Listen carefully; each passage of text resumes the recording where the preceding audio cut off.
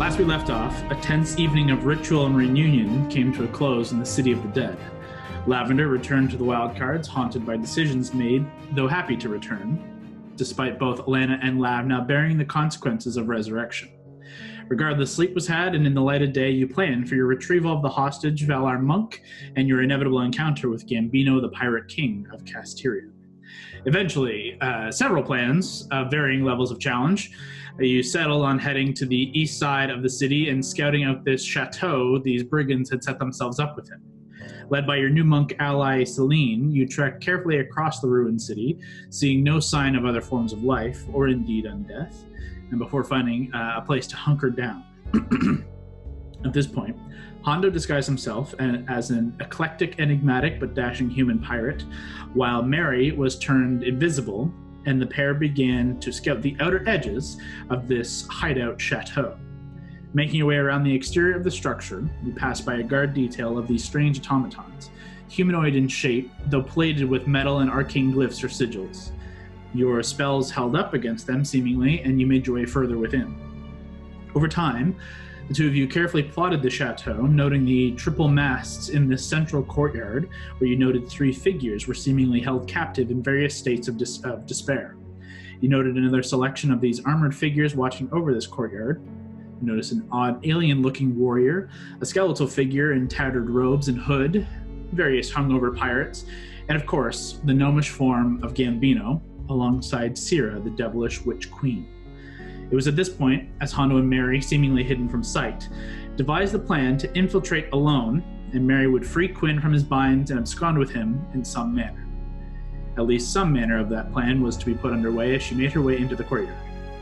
Silently, invisibly, Mary walked across the cobblestone and near to the mastheads, where she noticed the eyes of the Pirate King and crew seemingly drawn to her. Somehow, they sensed her presence and called out to her to reveal herself, lest things go sideways. Thinking quickly, Mary crossed the courtyard and drew a blade, slitting the throat of one of the figures tied to the mast. Now visible, a brief and tense moment fell across the courtyard, as Mary now attempted to talk her way out of danger. Luckily, she seemed to find Gambino in a good mood, and a curious mood, and invited you all into the chateau to talk. And this is where we begin tonight.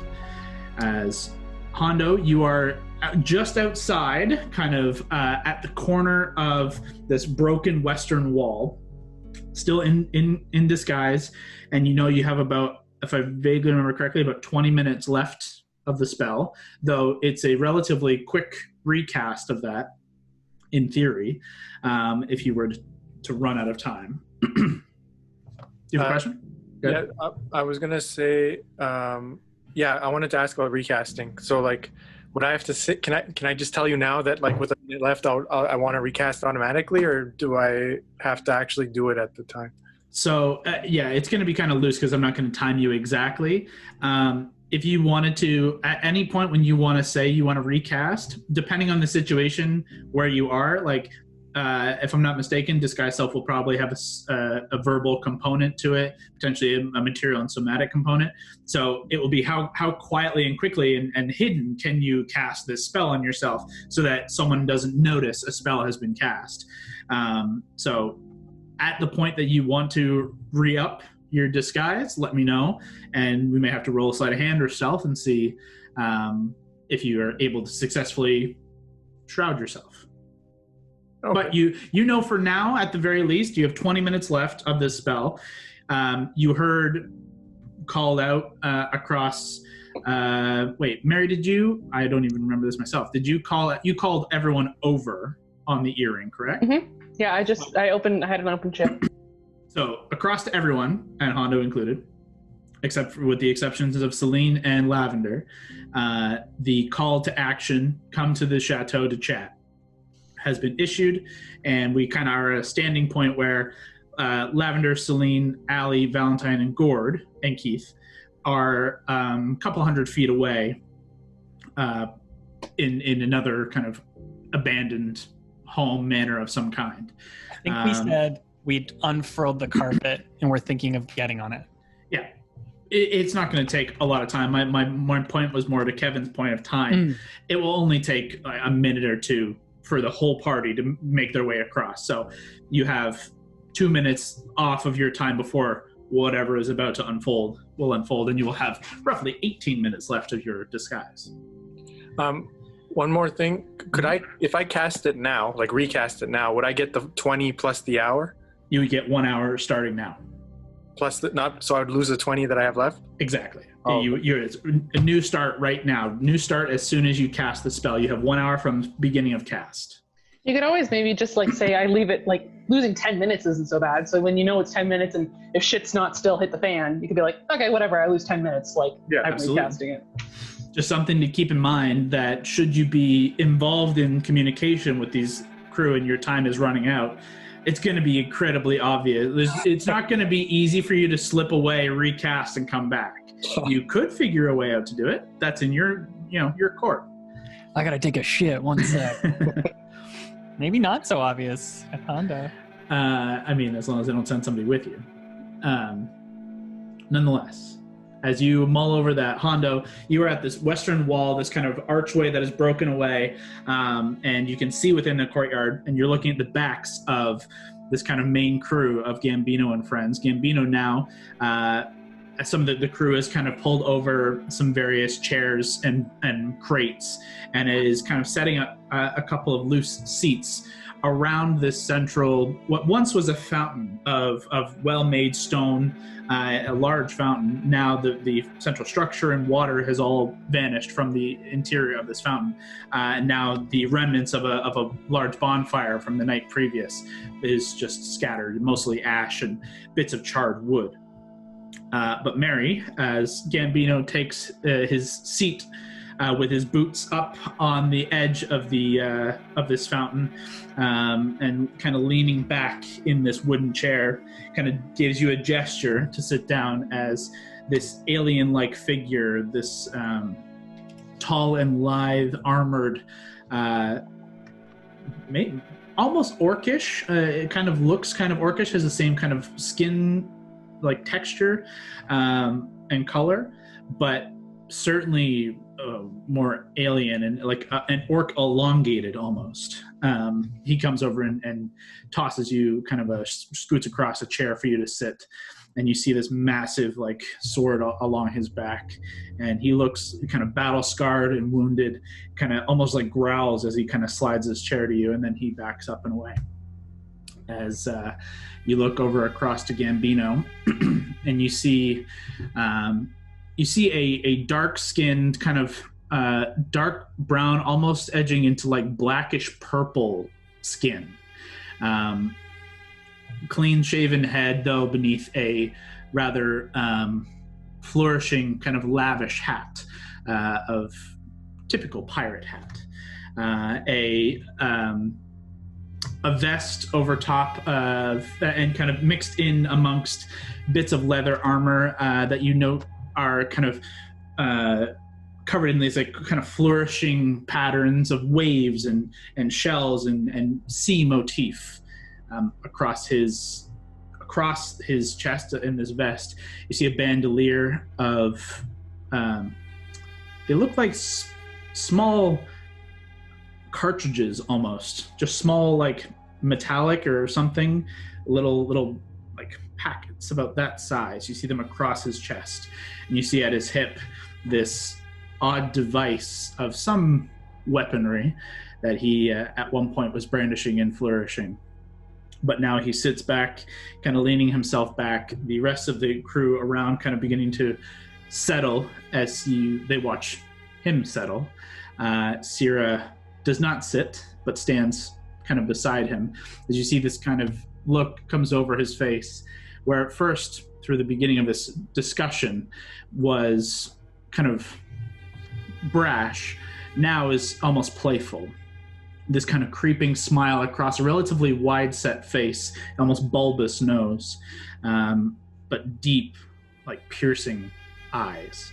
He reaches inside of his vest and pulls out a little flask, takes a sip, and says, kind of over his shoulder, "Well, boys, it looks like we are to be entertaining tonight. Fetch the good wine. You two, strike up a tune. Now, Shall we wait for your friends or begin speaking now?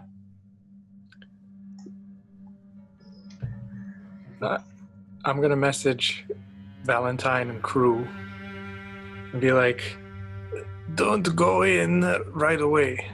Okay, I need to go in before you. So find me, land, and let me go in, and then you can come in like 2 minutes after. No.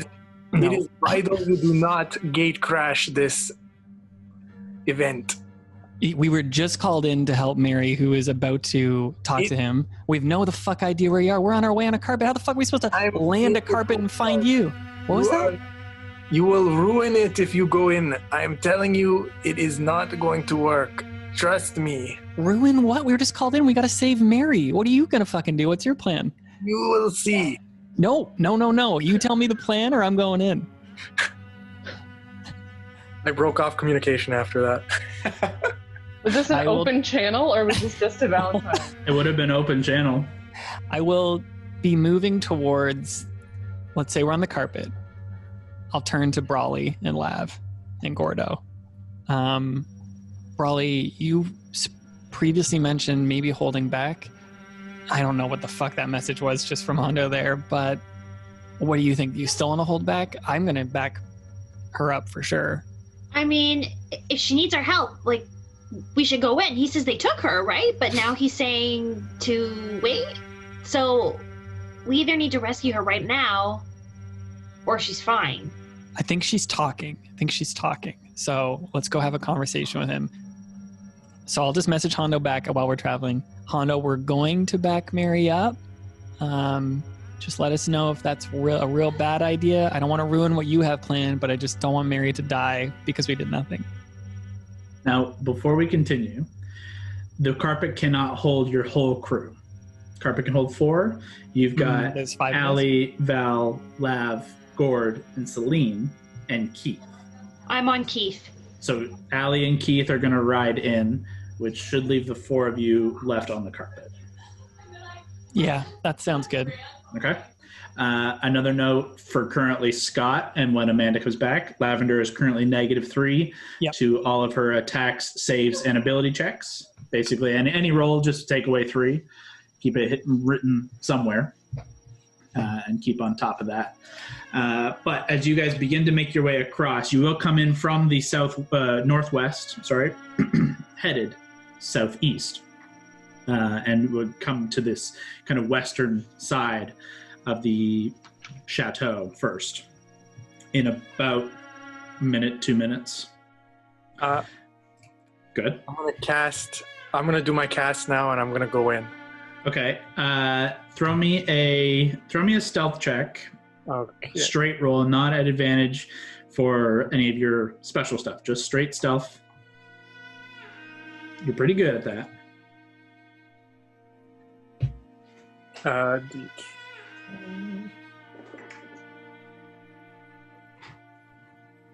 16.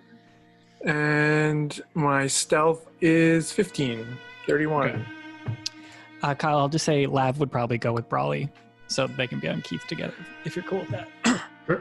It makes no difference to me. Are you planning, Allie, you're steering here, and Val, you'll be presumably steering the carpet. Are you guys going to come in together, like on ground and slightly above said ground, or how do you plan to arrive? I would follow above her, maybe beside her, Yeah. and then I think I'd just wait and see if they and let her open the gates or whatever. There's no gates. You see no gates as you begin to rise in. It's just an open archway.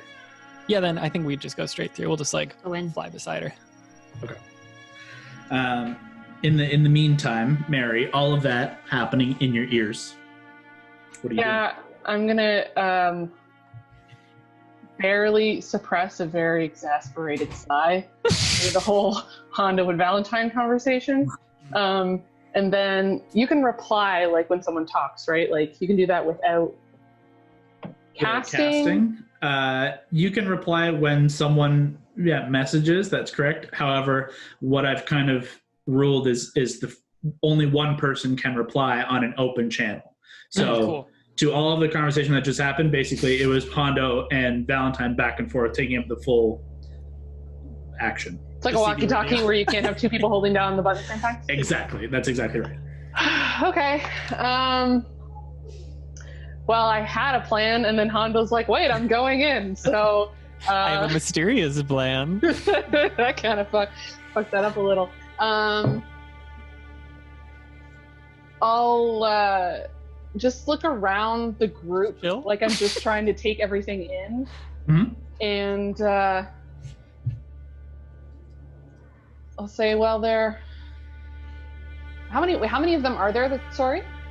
So directly across from you, there is Gambino and Sierra. Sierra's kind of standing just behind and to the side, but within like 5 feet of Gambino as he's seated directly across from you.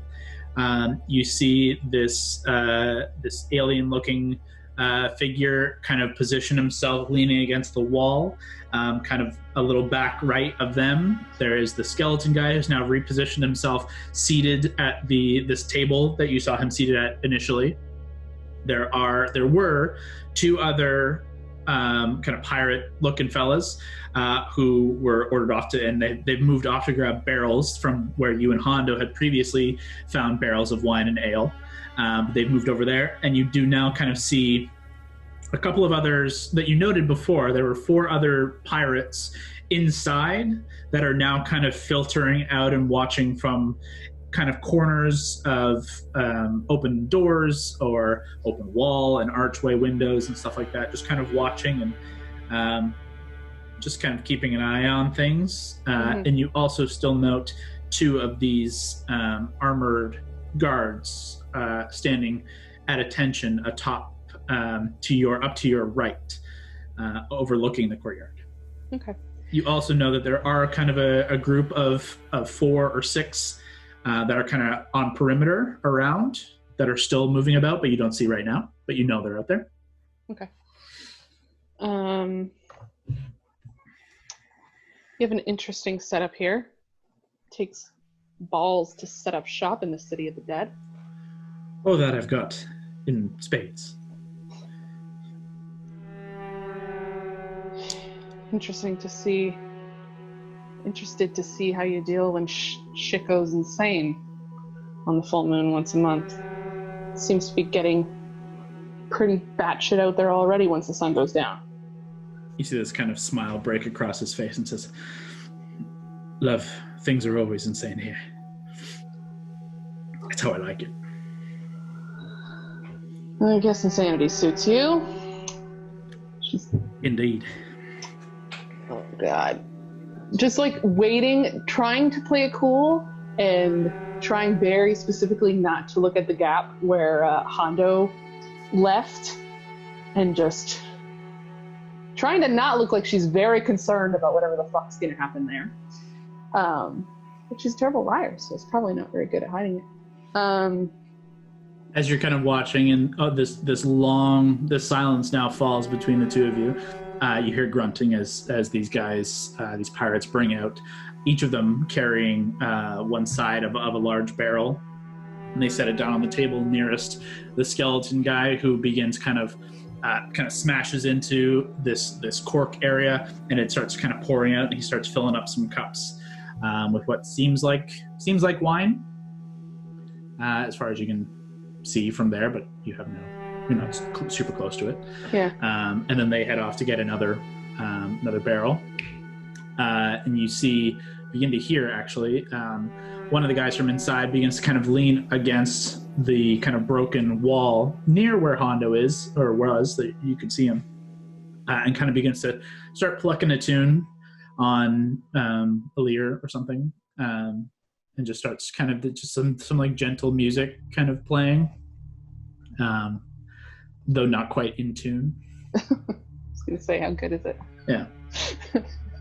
But Gambino just kind of is just looking quietly, and just like this smile never quite leaves his face.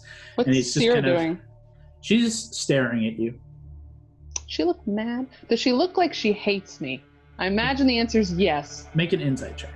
But I was particularly... I fucked her up last time. Yeah, when you guys last encountered her, it was not kind. Sorry to get my dice out. Apparently I didn't have my D20. I rolled a 21. Slow for me. You look at Sierra, and you can see she doesn't necessarily look specifically, pissed off at you or fuming under the surface. Almost looking like she's trying to... She knows you, but doesn't know from where. Like, she recognizes you, but is like just kind of like just squinting and just kind of trying to place your face. With a 21, you're able to suss out that your face is not recognizable. Also, your armor is far different than last you saw her, and So yeah, I know I'm no longer dressed like a goth. everything about you has changed enough that perhaps you don't quite look like you did before. At least she's not immediately aware, but you watch her like the gears. You can see her slowly turning. Okay. I'd probably just maintain the silence as long as the other team is okay with holding it. The tension will probably just keep growing, but that's fine. The tension indeed does, though the music... I'm okay with silence, so I don't give a shit, but... It becomes this kind of long stalemate of silence as Gambino slowly drinks. The pirates start kind of handing out mugs, and they have a couple brought over, and Gambino just kind of gestures to like lay them out along the edges of this fountain and on kind of crates that have been brought over as tables. Well, I also do not sit. I'm not taking that chair. You're still standing? Yeah. Okay. Makes no particular difference. Can I steal a second with Celine as we're riding over? Of course. Celine, I don't know what we're going into here, but Nor do I. I had thought this was going to play out far differently. yeah, it usually happens like this. You're probably going to see your brother in rough shape. We're going to do everything we can to get him out. There might be some things said about him to try and downplay how important he is, but just know that we're going to get him out. I believe you. I believe you. Okay. I'll radio and just be like, Mary, we're coming in. Yeah, at this point, the carpet and Allie, Lav, atop Keith, you begin to kind of come up this path that winds up to what may have once been a gate, or may have once been kind of a gated entrance into this chateau, into this manor. And there's like a stone archway that once was there, but you can now see has fallen in. You can see more or less like 3/4 of this western wall and part of this western kind of tower have caved in, broken away, and you can see straight within the vast interior of the main building, the main structure. You can see various tables and things, and a large bed is oddly enough visible at this point. Before we get inside, Hondo, you had recast seemingly successfully. Are you holding this kind of position you've been in this whole time? No, I'm gonna head in with the barrel. Okay, so you're gonna make your way in before the party gets in. Mm-hmm. Okay. Mary, then, you notice Hondo carrying this barrel come inside. What do you do, Hondo, as you walk in? So I'm just gonna strut in, and will they? Before I do all of this, are they all like busy? Like, would they see me, or are they all like busy doing whatever, or facing the other side? They're standing like in the doorway where you would come in. Some people are going to see you and some aren't. It's kind of a mixed bag. There's a dozen people kind of all about doing stuff. Like, you're not going to slip in unnoticed, but you'll slip in unnoticed in as a pirate. You know what I mean? Okay, so I'm going in with my barrel, and I'm gonna walk right into the main area or something, and I'm just gonna plot the barrel down. Hopefully that will get some attention. as you like, there's this table where are you going to put it on this table where the skeleton guy is? You see another barrel already sat as there's people are starting to like drink out of it. You put it beside that, or do you want to go on the other side? Well, where's Gambino? Like, I want to be close enough to him where I can talk to him. Gambino's right in the middle. It's not an impressively large courtyard. Basically, anywhere within, you'll be within range. Then I'll do it on this where the skeleton is. That's fine. Sure. You set it down on this table, and the skeleton guy kind of looks up at you and looks over at the cask you have and says, "Crack it open." It would be my pleasure. He starts kind of drinking. You bust open the seal on this cask and grab a mug. Away you go. That's the skeleton guy. When Hondo comes in, I'm going to watch the skeleton guy to see if there's, I know it's hard because he doesn't have eyes, but if he has like a reaction to, like if he see, like I was trying to see if he could see me earlier, like if he can see through Hondo's thing or if he can't tell or whatever. Make a perception check. Perception? Okay. Mm-hmm.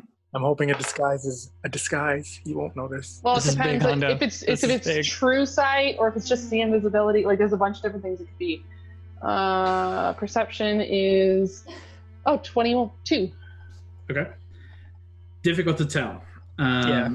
This guy, he looks directly at Hondo, but doesn't do anything, like, Hard to read that holy skull. shit, there's a guy. Like, he just kind of looks at him. He says a brief thing to him. You hear him say, "Crack it."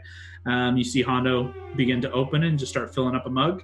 And this skeleton just like slosh down some booze into his open skeletal frame. It just splashes along the chair beneath him. I'm but gonna you don't see take anything beyond. 2 cups Mhm. and fill them, and I'm gonna take one to Gambino. Okay. You walk across this courtyard, having filled up this mug, and immediately, Sierra, as soon as you get within like 10 feet of Gambino, Sierra's eyes flick right to you. And she looks at you and just kind of her eyes squint. You recognize someone not recognizing who is approaching here as you make your way close, and you just see her just like kind of squint and grow a scowl as you get close to Gambino, and he kind of cocks his head up and says, "Well, that's a new face." Are you the man they call Gambino? I think you know that. Well. I've come a long way to talk to you, Gambino. He looks across to Mary and says, "So this be your friend then, yeah?" I've never seen her in my life. Mary's in the bathroom, so she nods. I don't know. That's such a bad time for her to leave.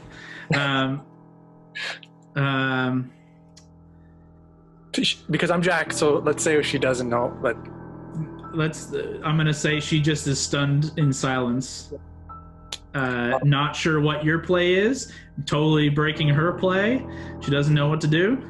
So Mary is just quietly staring at you and Gambino as he looks up at you. He just kind of another smile, looks over at Mary, looks up at Sierra and says, "We're having quite a day here, eh? So, I'm to believe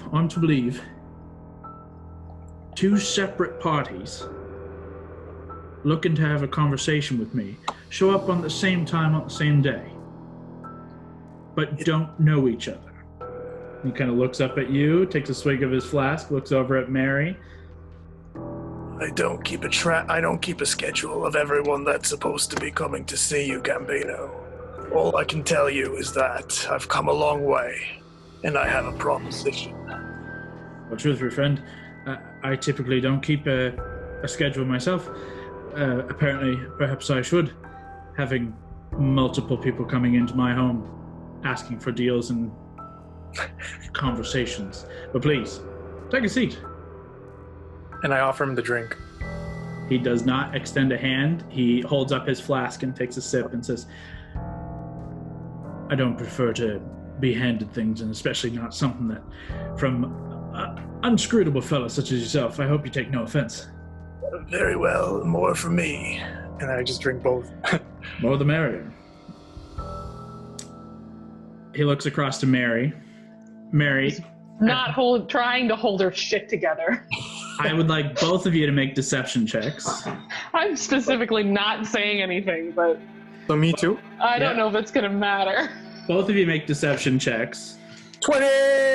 Oh Okay. my god. I bet, watch, I'll roll fucking 1 or something. No, actually, it was okay for me. 17. That was a clutch 20 there, Hondo. The That was dice great. like this. My stats. What's your total, Kevin? For deception, you said? Mm-hmm. 33. Okay. Mary, what was your total, sorry? 17. Okay.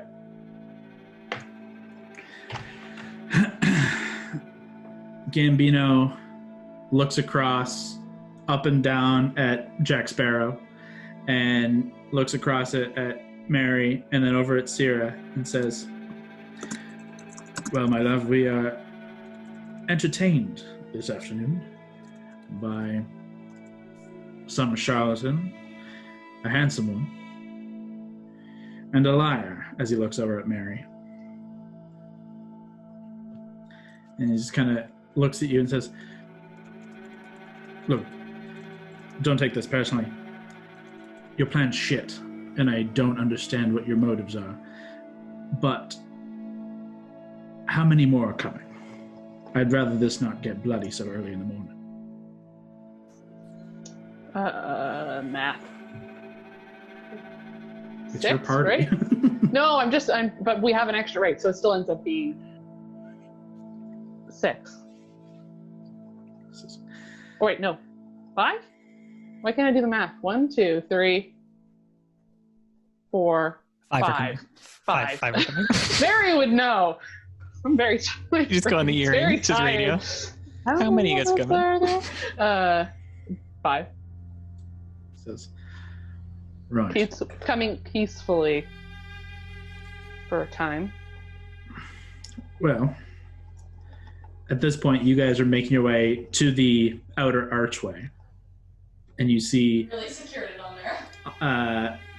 Gambino in conversation with Mary, in conversation with this double-fisting pirate-looking fellow, a variety of other figures around the courtyard, and Gambino looks over as the skeleton kind of shouts out, "Hey, boss, the rest are here. We let them in?" Gambino just a little wave without really breaking, like he constantly looking back and forth from Mary and Hondo as he just kind of waves you guys through. The rest of the party, you begin to make your way through, passing these kind of scowling faces, though some half-cocked smiles, some just drinking and kind of seemingly hungover and having a bit of the hair of the dog. And you make your way into this encounter, at which point Gambino kind of turns, stands, kind of moves away from where his back would be to you guys entering, kind of takes a position on the north side, kind of standing at the edge of this fountain, getting a little bit closer towards Mary, but not aggressively, just circling away around this fountain, and with his flask raised, and says, "Well, it looks like we have some more visitors. Please, come in." Great. I'll turn to Gord and be like, "Do you want to pile up this carpet? I'm gonna hop off." Sure. I'll hop off. You hop off, and he kind of is looking about, and kind of to Sierra just says, "Well, I first thought this was a strange morning. One of our prisoners gets murdered in front of us, but I thought that was weird. Then this fellow walks in, having no regard for the other person who had just entered our home, wishes to commune, having traveled a long, long way with undisclosed issues, deals, we don't know. And now, riding atop a massive goat and a flying carpet, we have another group of fucking weirdos coming into our home. What a strange day. We were thinking of using fucking weirdos as a name for a while, so it's funny you say that. Speaking of, what are your names? Me? I'm Valentine Wild. I don't mean to interrupt, though. Do you want to finish whatever you're talking to this strange-looking guy here? At this point, I'm not sure who should go first. I leave it to you. Yeah. I sit here awaiting whoever wishes to speak first. I'm well aware of this group over here. Their name precedes their presence. But let me continue, Gambino. I have a ship, or I did have a ship, called the Black Pearl. And it was taken from me by a group I've been told that you have close dealings with. The Revenant Vow. He kind of puts his hand up and says, "Well, be honest. I've sailed these seas many a year. I've never heard of a ship called the Black Pearl. And if you look right over there," and he kind of points at the eyeless and blood dripping through the slit throat of this like red-skinned tiefling. He says, "Well, that figure there, he's Revenant Vow. And you could say we have a close relation, but close in the way you have with someone when you stab their guts out. I wouldn't say good relations. And you say they stole your ship." They had my ship, everything that was valuable in it. We had plundered quite a few lands, a lot of ships. And there are a lot of unhappy people right now waiting for their payday. I see. Well, and that is a truly sorry and sad tale. However, I'm not your fucking mother. I could give two fucks about your business, your ship, or your face. I would rather never have met you. Why have you come to me? Because I can bring you access to, let's say, artifacts that you might find valuable. Make a deception check. Valentine looks at Mary. Okay. Deception, you said, right? Yes, sir. You rolled a 14 on the dice. So that's 27. All right. Forgot how good you are at this shit, though, the lies. They're not coming out graceful, but the rolls are okay. He kind of cocks his head and says,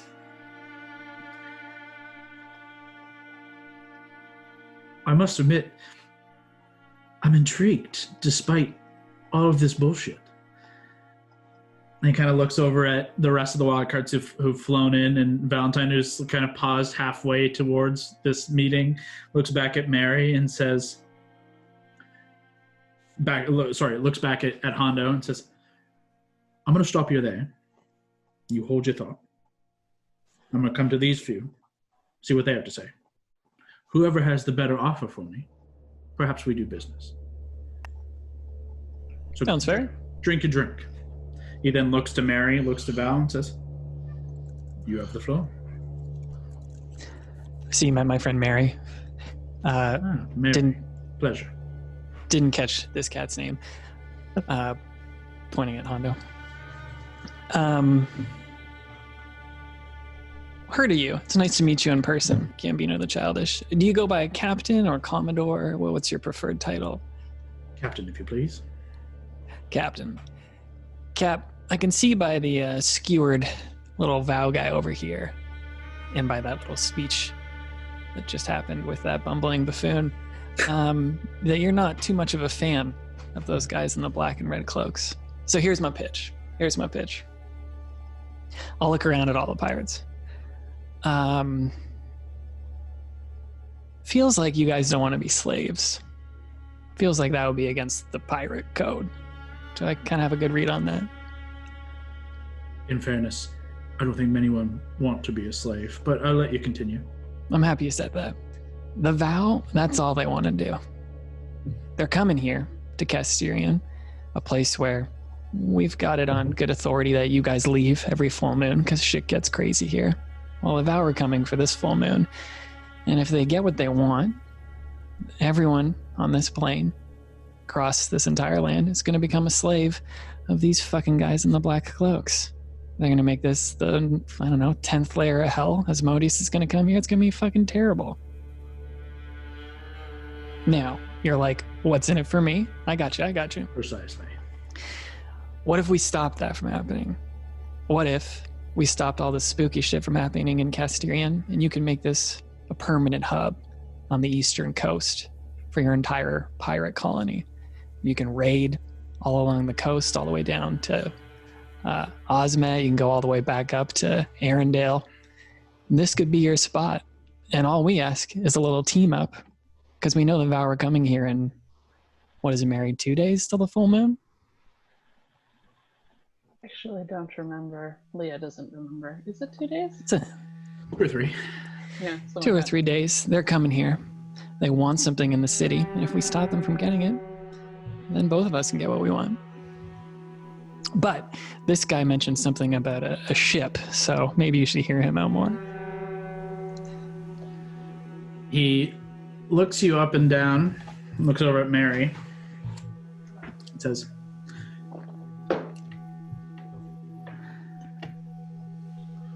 you can actually, at this point, he looks at Siri and says, I believe him, everything he's saying. I think everything he's saying is 100% true. And the reason I believe that is because he kind of points back over at the tiefling and says, he told us all the same. Now, I don't mean to take the wind out of your sails or nothing, but that whole spiel, I've got this city, I've got my land, and yes, the undead and the idea of the moon and all the bullshit, but you know what a truly powerful figure such as myself values? Privacy, power, the ability to kill things without repercussion. Truth be told, I quite enjoy having these undead swarm this place every night. I don't need this city cleansed. Quite like it. However, you bring up one salient point. Oddly enough, points at Hondo and says, you're both bringing up similar points. The Revenant Vow. Spooky, scary.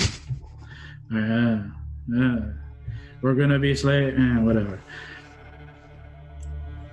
I still don't see how any of this is my problem. Okay, open floor, boys. Do you want another crack, sir? Me? Yeah, you fuckface. Maybe I need to be a bit more clear with my reasons. I'll give you a point. You did, in fact, offer artifacts, very specifically artifacts. You did intrigue me. What do you know about Aetherius the Dragon Slayer? Not Sorry, the real name. Can you say it again? Aetherius the Dragon Slayer.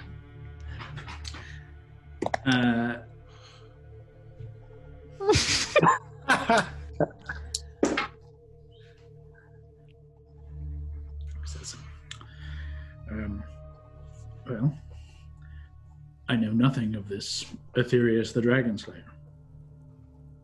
It was used to slay the matriarchs and the patriarchs of the Dragonborn. And it's a very deadly battle hammer. Now, a man of your stature could use a battle axe such as this. The only problem is the Revenant Vow has it, along with the many other items in my fucking ship. Now, if you were to be able to help me get my ship back, I might be able to strike a deal with you for this weapon of great value.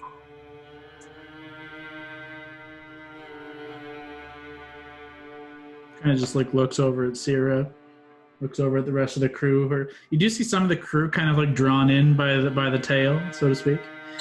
And he says, well, that is a hell of a story. And very sorry for your loss. However, don't be seeing many dragons here these days. Can't say I need a dragon-slaying weapon. It can take down a dragon.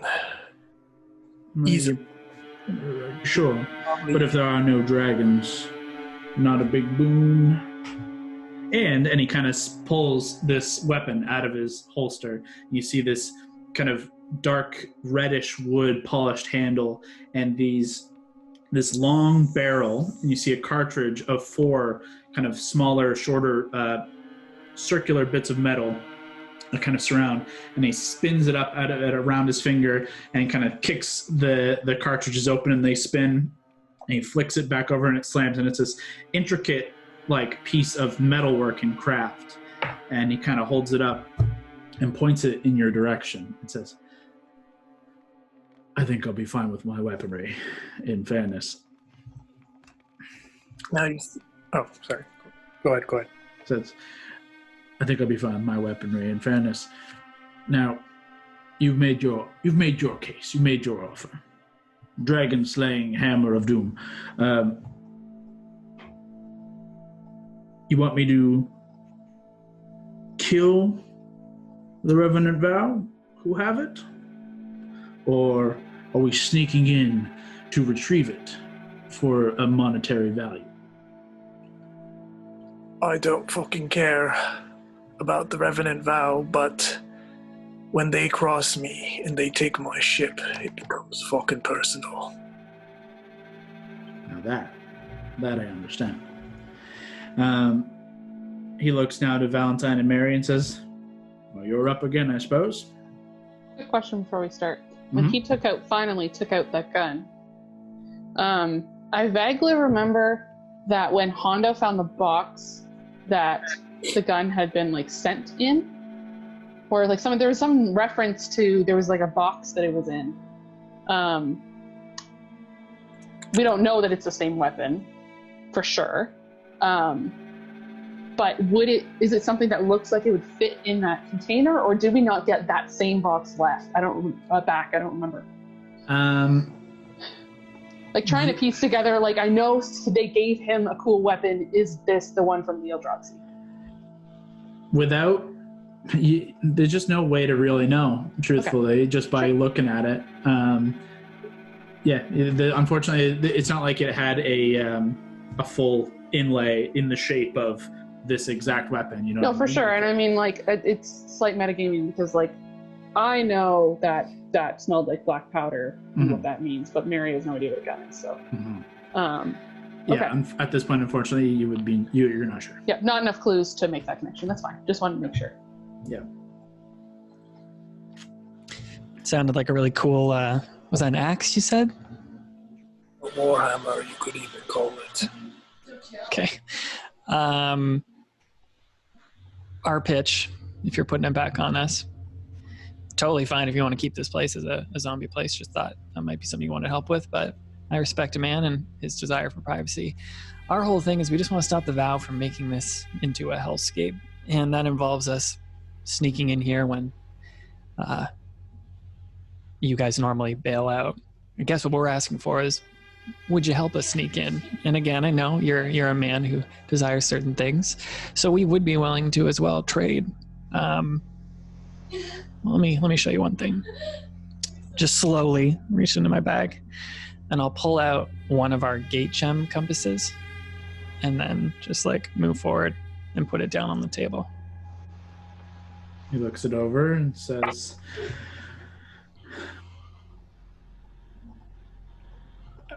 "You know, I've seen a compass." Not just any compass. This compass points to gate gems. That ring any bells to you?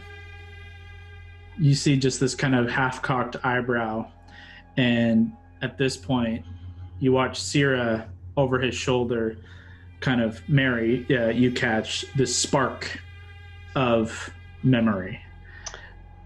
And It's like, you know, the thing that was in that arch in that evil abyssal place last time we met, and smile at her. yeah, you watch this recognition creep across her face, and a half scowl, half smile as she kind of leans into Gambino's ear and whispers something quietly to him as he kind of just listens. And this smile of his just cracks wide and says, "Now that is a ballsy plan." He points at Hondo for a second and says, "Sorry, love, we're going to have to take a little time out on your thing. Something bigger has come up. You can fuck off." Well, it seems to me that we all have a mutual interest here. I don't know if you heard me. I said fuck off. I mean, You haven't seen the last of Captain Jack Sparrow. kind of feel like I have. Because if I ever see you again and you're not coming in with riches abound, I'm going to shoot you. And I'll make sure that hand that uses that gun will be on the ground when my warhammer slices it off. Typically, hammers smash things. Well, I understand you've got a little, you've got some issues. And he kind of just kind of gestures for you to leave as all of the pirates just kind of stand up and kind of get there right all around you, kind of crowding around. They look over to Gambino and he says,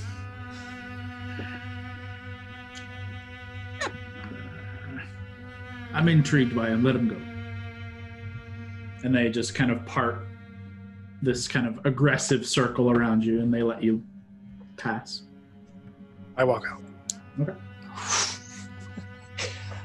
Oh boy.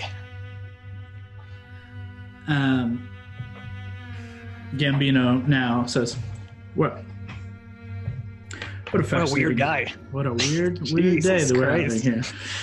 What a lie, Kev. Holy shit. Called a bluff. Oh, It was well played. lucky to be good. Interesting. He says, now that we have that figured out, please have a seat, have a drink. We can actually deal with one another. Great. I'll pull up. He sits down, boots back up on the fountain, kind of gestures for the rest of you to come over. I was going to say, yeah, where is everybody else right now? I pictured Lav just holding on to Brawley. At this point, yeah, I think everyone was kind of just in a holding pattern to see what the fuck was going to happen. I would say it would be kind of tight for Keith to make his way into this courtyard comfortably. Further into, I should say. He can make it into like the entranceway, and then you guys would probably have to dismount. Gord on the carpet, in theory, can kind of be wherever he wants with Celine. But Celine will dismount the carpet, hop down silently, and make her way over beside Valentine. I thought you said Sierra. I was like, oh my god, don't put her near me, Jesus. No, Sierra goes and sits between Gambino and Mary. Okay. At this point, too, Gambino kind of gives a little nod over, and you watch as the skeleton guy gets up and leaves. You just see him kind of leave, and actually you don't see this tall alien guy do anything. Yeah, he's just still kind of leaning against the one wall. The other pirates are just kind of around, just still drinking. Music is kind of out of tune, filling the air. And he says, as I was saying, you've got some balls coming in here. All of you, even those without balls. The last time you encountered my queen, Sierra here, you left her in a prison, you beat the shit out of her, and you stole her ship. And that ship was also my ship. So you've stolen from me, you've hurt the one I love, and you took the plunder we were after. That's 3 strikes. Typically, that would mean I would shoot you dead on sight. My whole crew would ruin you and your families. It's a whole thing. But to come here, the gall, the balls, it's just so fascinating. On such a weird day, I am willing to entertain whatever it is you have. You wish to kill the vow, you wish to stop the vow. I'm willing to at least hear your side. In exchange, though, I do expect more than this compass. I want that gem. And presumably... The gate gem? Oh, yes. And presumably, all of the gems that you have. That sounds fair. Some are no longer in our possession, but we can definitely make amends, yeah. Intriguing. Let me point one last thing out before we begin. Before you begin, let's put all cards on the table, so to speak.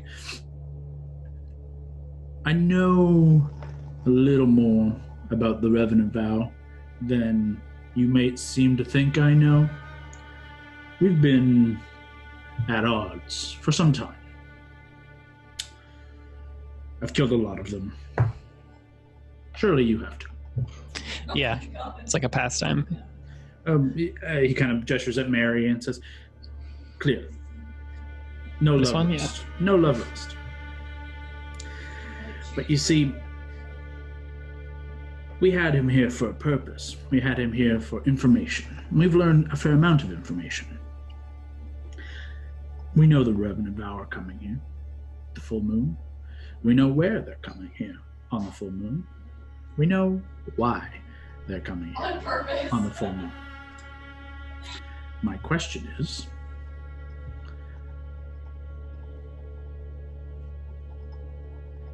do you intend to stop them, or do you intend to take the thing they're after? You know, I'll be honest, I've been thinking about that a lot as we made our way here. The big thing that we want to prevent, and what's brought us here, as you've said, so insanely, is we just want to stop them from achieving their goal of breaking the 4th seal, which I'm sure you're familiar of, because then it gets all spooky helly, then Asmodeus, King of Devils, shows up and he puts us all in fiery chains, blah, blah, blah. That's all we want to prevent from happening. So however we can stop that, whether it involves taking this relic, whether it involves keeping it away from them, listen, all we want is to stop them from breaking the 4th seal. However we can achieve that. And look, however we can make everyone here happy would be the most beneficial situation. Well, that sounds great. I want those gems. I want that, what did they call it? He looks over at Sierra and she looks at Mary and then to Valentine and says, the Keeper's Scythe. We expect it to be ours.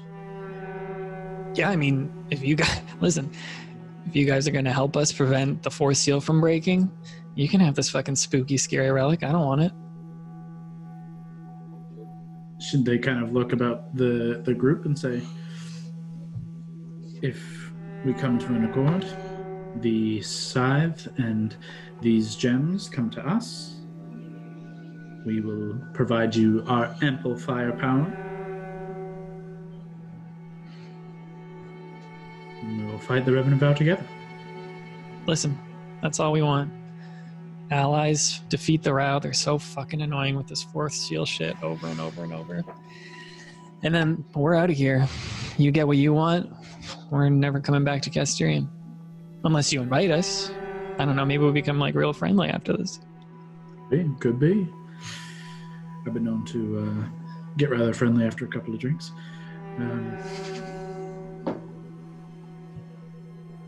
Well, truthfully, I'm waiting for the other shoe to drop. What's Hondo doing? Is my question. Why would you even say his name in this moment? Yeah, she's saying that or wondering. No, she's not saying it out loud. Are you fucking crazy? I am wondering that. Hondo, as of this moment, you've left the courtyard. What are you doing now? You know where we started, by the way. You know we were in Chateau. that little house. Yeah. Where'd you go? I'm going Are to you staying in like earshot or? I'm going to stay in the like a spot that I'm out of the way, but I can still hear and see. Okay, throw me another stealth check. All right. You got an advantage on this one now, right, Kyle? Advantage now, just because it's just straight stealth. So right now, it's 10. 11. My stealth is 15. So. Yeah, still pretty good. Hondo, as you make your way out, you do see a patrol of these armored guard making their way around. They don't seem to stop and pay you any mind. They make their way past you. Though you like fake continuing out, but double back and kind of hide in a crook of all this broken rubble and stone. And you will miss some of the quieter bits, but you'll catch the salient points. You have a pretty good passive perception. You're actively taking a close position. So I would say you hear most of the offer here, most of the communication that is to continue. But would certainly miss out on any quieter moments, should there be any. Thus far, nothing beyond the recognition of Sierra and communication between Sierra and Gambino. But nonetheless. Ooh, I know. It's not even a shoe. It's like a thimble, like a piece of lint to drop. We'd like to take that guy, and I'll point back at Quinn. They both look at him, and they look at you and say, "May I ask why?" When we came here, there's like a Lindaran elf thing, or Lindaran Valor. I can't keep them straight, but we needed to land on this island when we first got here. We had to make a deal. I'm just trying to keep my word. We said we'd try and get this guy out. Make a persuasion check. My God, I need dice in this game? Not that one. Oh, not great. 17. Gambino kind of hums and haws and says, "Well, unfortunately, I promised his skin to my queen here, and she's kind of set in her ways. There'd be no real reason for us to hand him over to you at this point. We've already found a good accord. I think he'll stay here with us. It's all the same." It's going to be tough, but I understand. You made a promise to your queen. So let me think. What would be of value to give to you? You want these gems? Well, there is that one other thing. Ooh, I'm on pins and needles. I think I still have this. I'm going to pull out the Infernal Puzzle Box. Do we still have this, guys? So we have the box. We have the box. We have the box. I just listened to the episode where we used it last. You put the gate gem apparatus in it. Didn't we give it to the Baba Yaga? We gave the scroll. We gave her the scroll. The rubbing of this. No, because they were out. They were just in Valentine's book. because we did rubbings of the scrolls. The real scrolls are with Uth. We did rubbings of the scrolls. We gave those rubbings to Baba Yaga, but they were just in Valentine's book. We just put the... You gave the box too, honestly. Yeah, I thought we gave the I might have. box. I can I thought check. we did. I don't think I wrote that down. I don't think I would have wrote it down, but you know who would take copious notes? One Alana Brawlin. I have it somewhere. Hold on. Dukatha. What game number was it? Where we Probably saw like her? a small hut. Session 85? 85. Okay. Yeah. I just wrote, this will end well. Oh, fuck this. I hate this. There's a lot of that over and over again in here. That sounds right.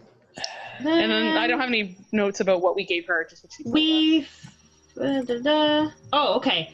We share contract. We found in puzzle box with her, and she agrees. Well, if we don't know, we shouldn't use it in this situation.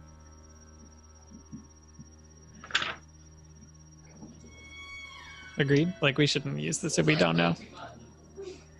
Yeah. I thought you were going to pull out those soul coins behind. Okay, so hold on.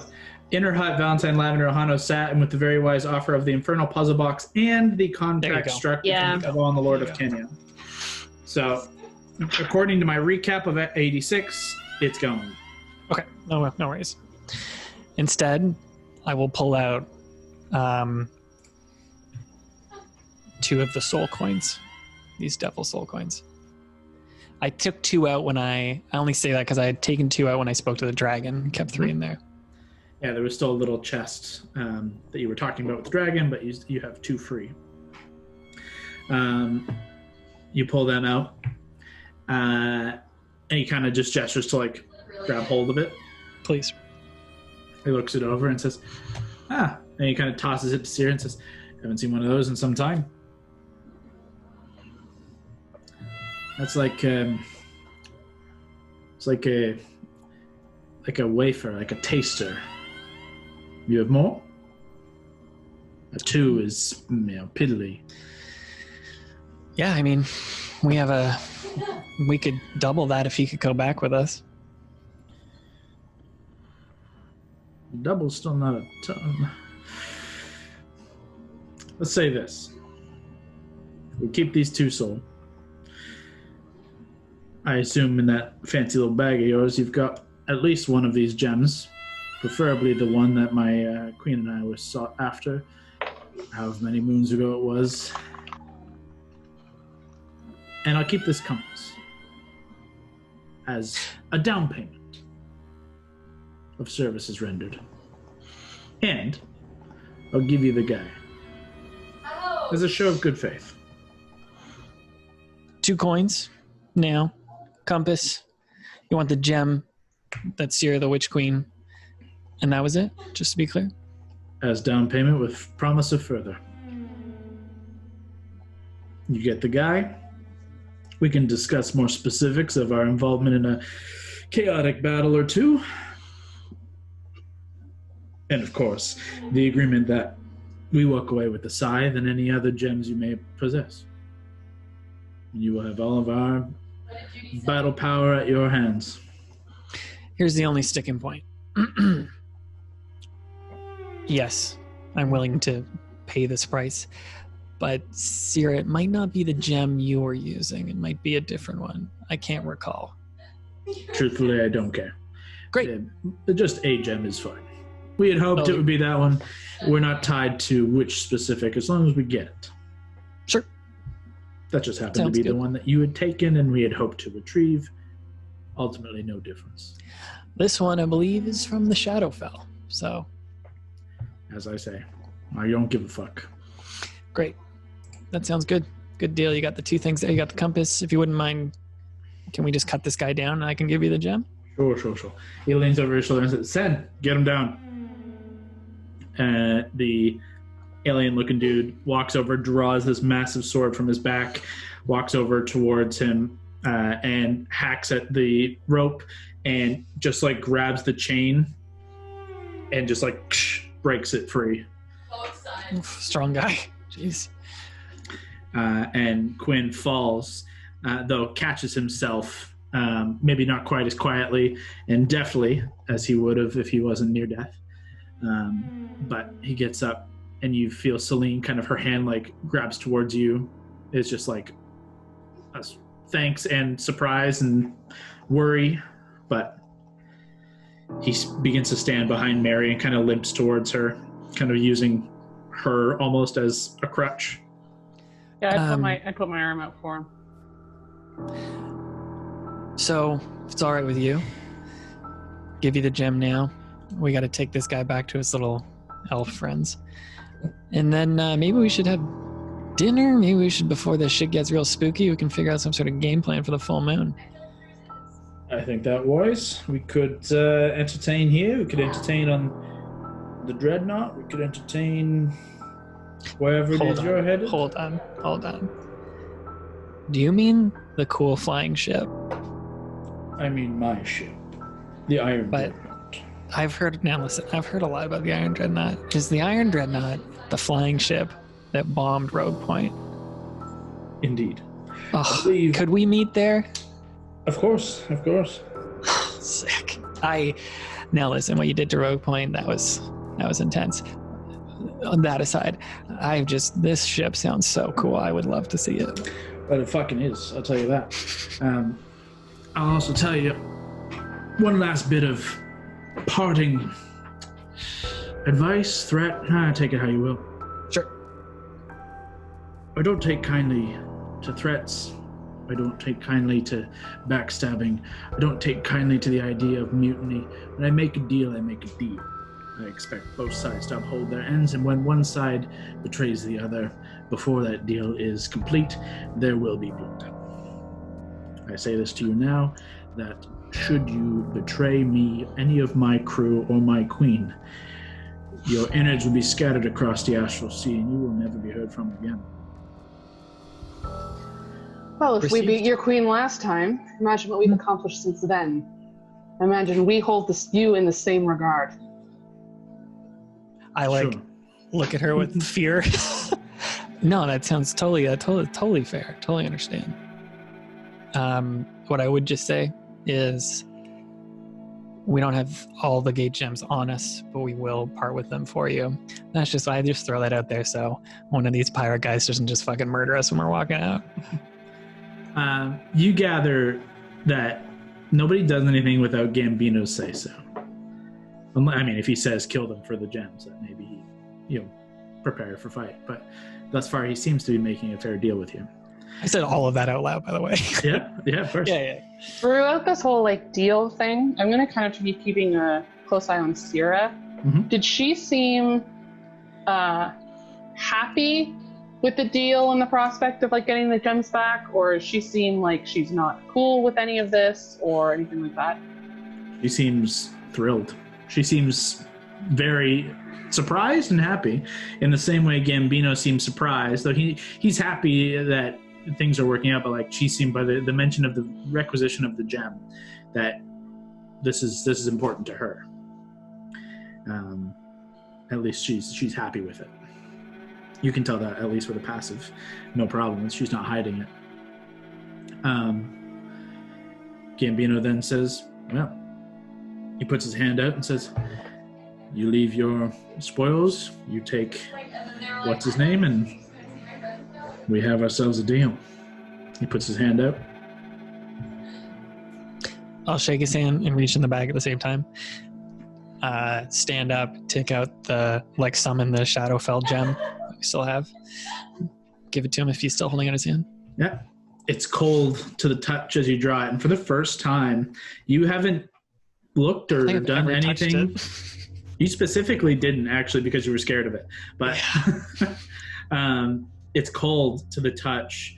And for the first time in a long time, you guys look upon one of these gate gems that were the big part of your early adventuring career, and obviously had led you to encounter with Sierra in the first place, your encounter with your father, your encounters with Carval. They seem to be tied in some way or another in the background of a lot of bullshit going on around the realm.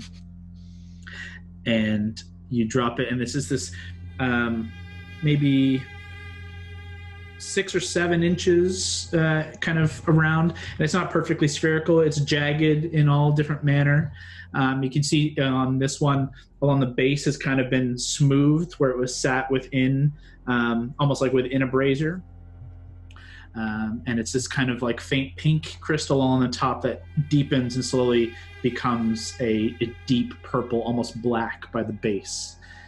And you plop it into his hand, and it's massive in his smaller hand by comparison. And you just see his eyes just like wide and staring into it. He kind of looks over to Sierra and gestures to her, and she takes it very carefully with both hands and just holds it close. He scoops up the 2 soul coins and the compass, tucks them away into some pockets, and says, "What a fucking morning. Well, Pretty good. Pretty good. Everybody?" He kind of looks around. All right. Well. Be careful with that. Belonged to a real asshole before. Oh, yes. We've met some owners of these. Jesus. All right, well then you know. So, sundown, Dreadnought? Yeah, so... Yeah, I guess that sounds good. All the spooky stuff happens at night. So, you got sleeping quarters up there for us, or...? No, but we'll drop you somewhere safe. All right, that sounds fair. Okay. Thank you, Captain Gambino. Take care, Valentine. All right, let's get out of here. I'll be the last to leave after everyone.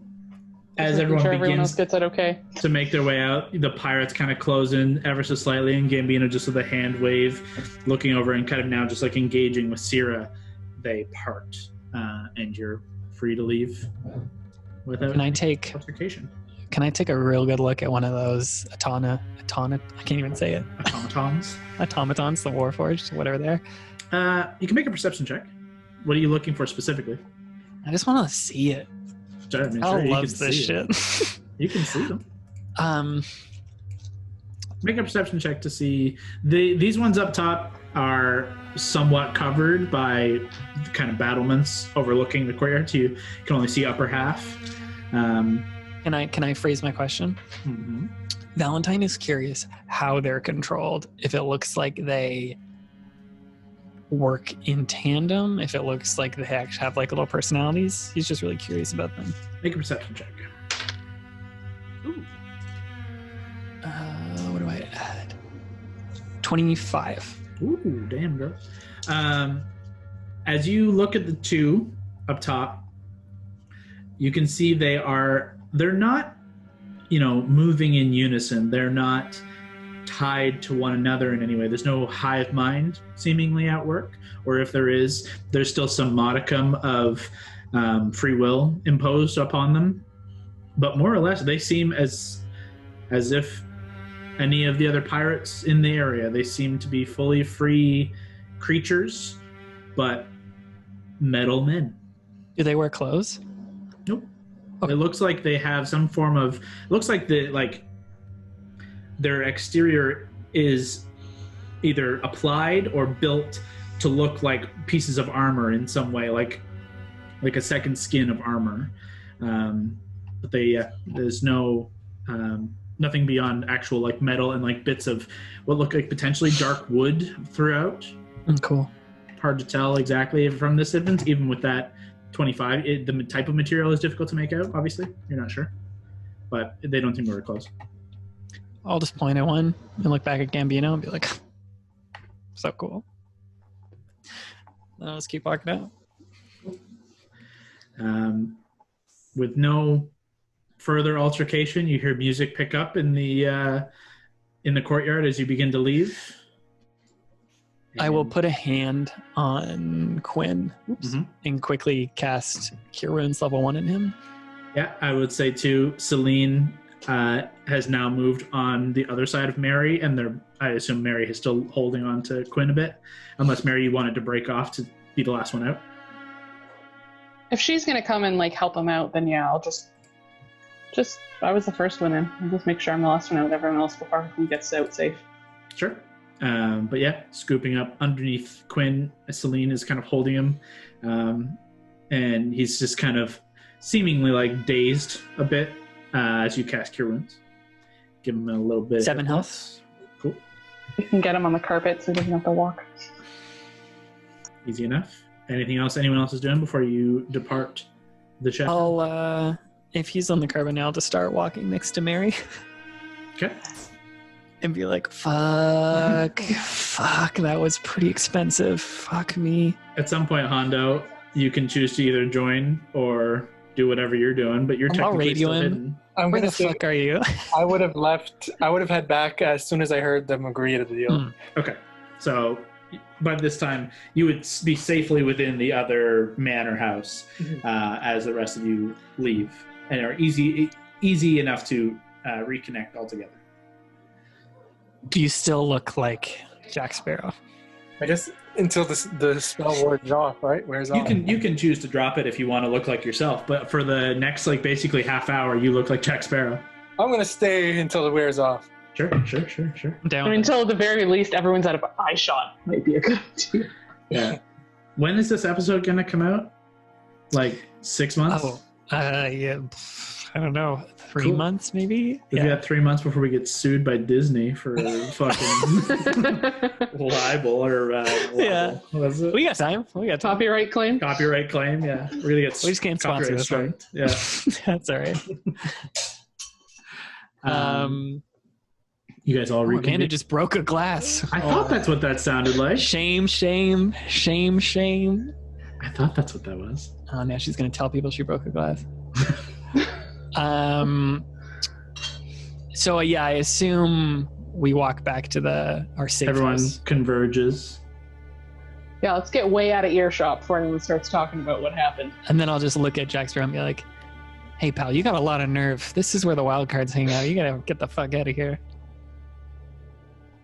That's Hey, the face Jack. he gives you. That's the face. Oh, sorry, he gives. I thought I was Jack. Jack Sparrow, get out of our hideout. I've got 30 minutes more. I might as well camp here and make the most. 30 minutes till what, pal? Does this I'm about keep to your? draw my sword on you and kick the shit out of you. Does this keep your? Is the disguise self do an accent too? Because I didn't think it worked that way. Even if it Wait, is didn't, this- I would put it on. Because no, it doesn't. Mary's saying that out loud. Yeah. Gambino would have known Hondo's accent. Wait, Hondo, No. this was you this whole time? Yeah, of course it's fucking him. Oh my god, what were you doing?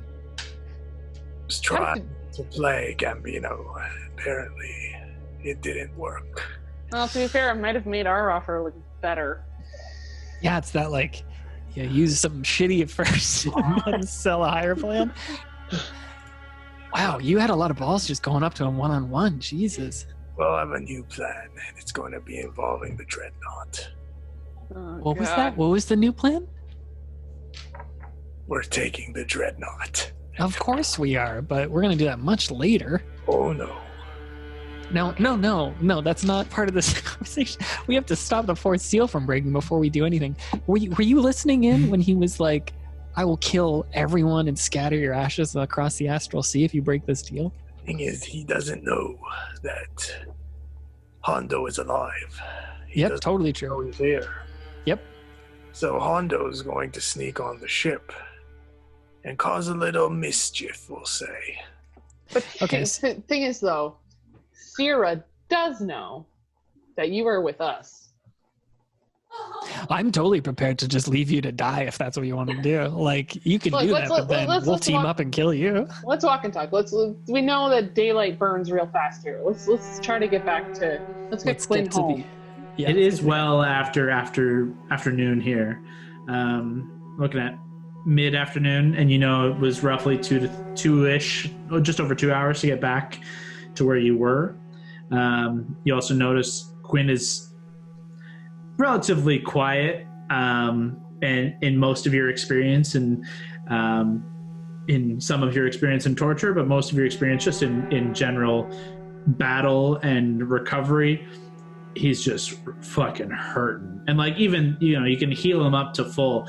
He's taken a couple of nights of full-on torture. He's gonna be a minute. So he's just kind of quiet. My headset was dropping out for some of that, but we're back, baby. We're back. Okay. Sorry, I missed when you said what time of day it is right now. Is it still like, what are we looking at? Mid-afternoon. Okay, great. Yeah, we really Yeah, have to get moving. Let's start getting him back to the island, and then we can get to the dreadnought. Okay. Do we see this dreadnought? We know it's down by the port, I assume, or do we see some sort of thing? Thus far, you haven't seen any sign of ship, but you specifically went up on the interior of the city and not along the coastline. So you haven't seen anything thus far. So Hondo Bao, while we're walking and talking here, I think it's great that you're not exposed and you still have the element of surprise. I would say, I mean, any like trickery or plan, he's gonna be looking at us first as the ones to fuck him over. You know what I mean? Well, even if I don't come with you guys, I'll keep a watch. Sure. Great. It's just the part I'm worried about is with the trickery, like the Hondo impulses. That scares me a lot. Well, I can't predict what my impulses will, but I can tell you that when we're on the dreadnought, I'll be watching. It's so Okay. creepy, Okay. man. Like so, and I mean, you can repress impulses, right? You know that like you don't have to let. You know, you've been getting a lot better at that. Is all I'm saying. You should be commended. You see, to be living is to live with your impulses, Yep. and to suppress them is to be dead. Sure. I don't particularly want to die. Neither do I. No, I totally get that. So, like, why don't you just challenge him to a fight or something if you want to be insane? Like, just don't do something that's going to get us killed. I'm okay with you risking your life. Go right ahead. It's just we're trying to stop the world from ending, you know? Like, we just gave a terrible artifact to these people, promised more. We're trying to stop hell. So it just would feel real bad if this all goes to shit. We can do things simply. We don't have to destroy anything. We don't have to kill anyone. Let's just say that the ship may not be able to move right away. What? Well, we don't. Are you going to try and destroy the ship while we're on it? This is all very vague. It's super vague. It makes me feel like maybe you haven't thought through your own plan. And I'm down for something dangerous. I just don't want us to die. You know what Or I at mean? the very least, I would like to all be on the same page so that Totes. I don't end up in a fucking courtyard by myself, having to talk to like literally like 12 pirates and a lady who really fucking hates me. She hates us. And she could see me while I was invisible. I'd really like to not end up in that situation again. And for that, anything like that to happen, communication is really important. So important. Yeah. Speaking of which, we've been walking at this point. How far away from the thing would we be? Mile. That's good enough. We're all like, let's all my houses. Oh, Amanda. Lavender, settle the fuck down. Let's, there's no fucking way we can let them keep the side. No fucking way. And T-game, timeout. I can hear now. Sorry. Well, what did you just say, Mary? I said there is no way we can let them keep that side. Yeah. Kind of torn on that. I agree. I think in an ideal world, they should not have it. No sort of evil person should. Listen to what I'm about to say because it's important. Okay, great. Sure. They have something that we want back. Obviously, they have a part of this deal that we want them to fulfill. Let me sabotage the dreadnought, not to destroy it, but just to ensure that it doesn't fucking go when it's convenient for them. If it can't move, they can't run. Yeah, but if it can't move and we're actually relying on their help, if this is an actual plan, are we going through with this? We still haven't decided. But if we are going to rely on their help, wouldn't we want that thing to be functional? Cinder's doing. That's kind of what I was thinking. That it would be handy. Tool. What was that, sorry? That's not their only ship.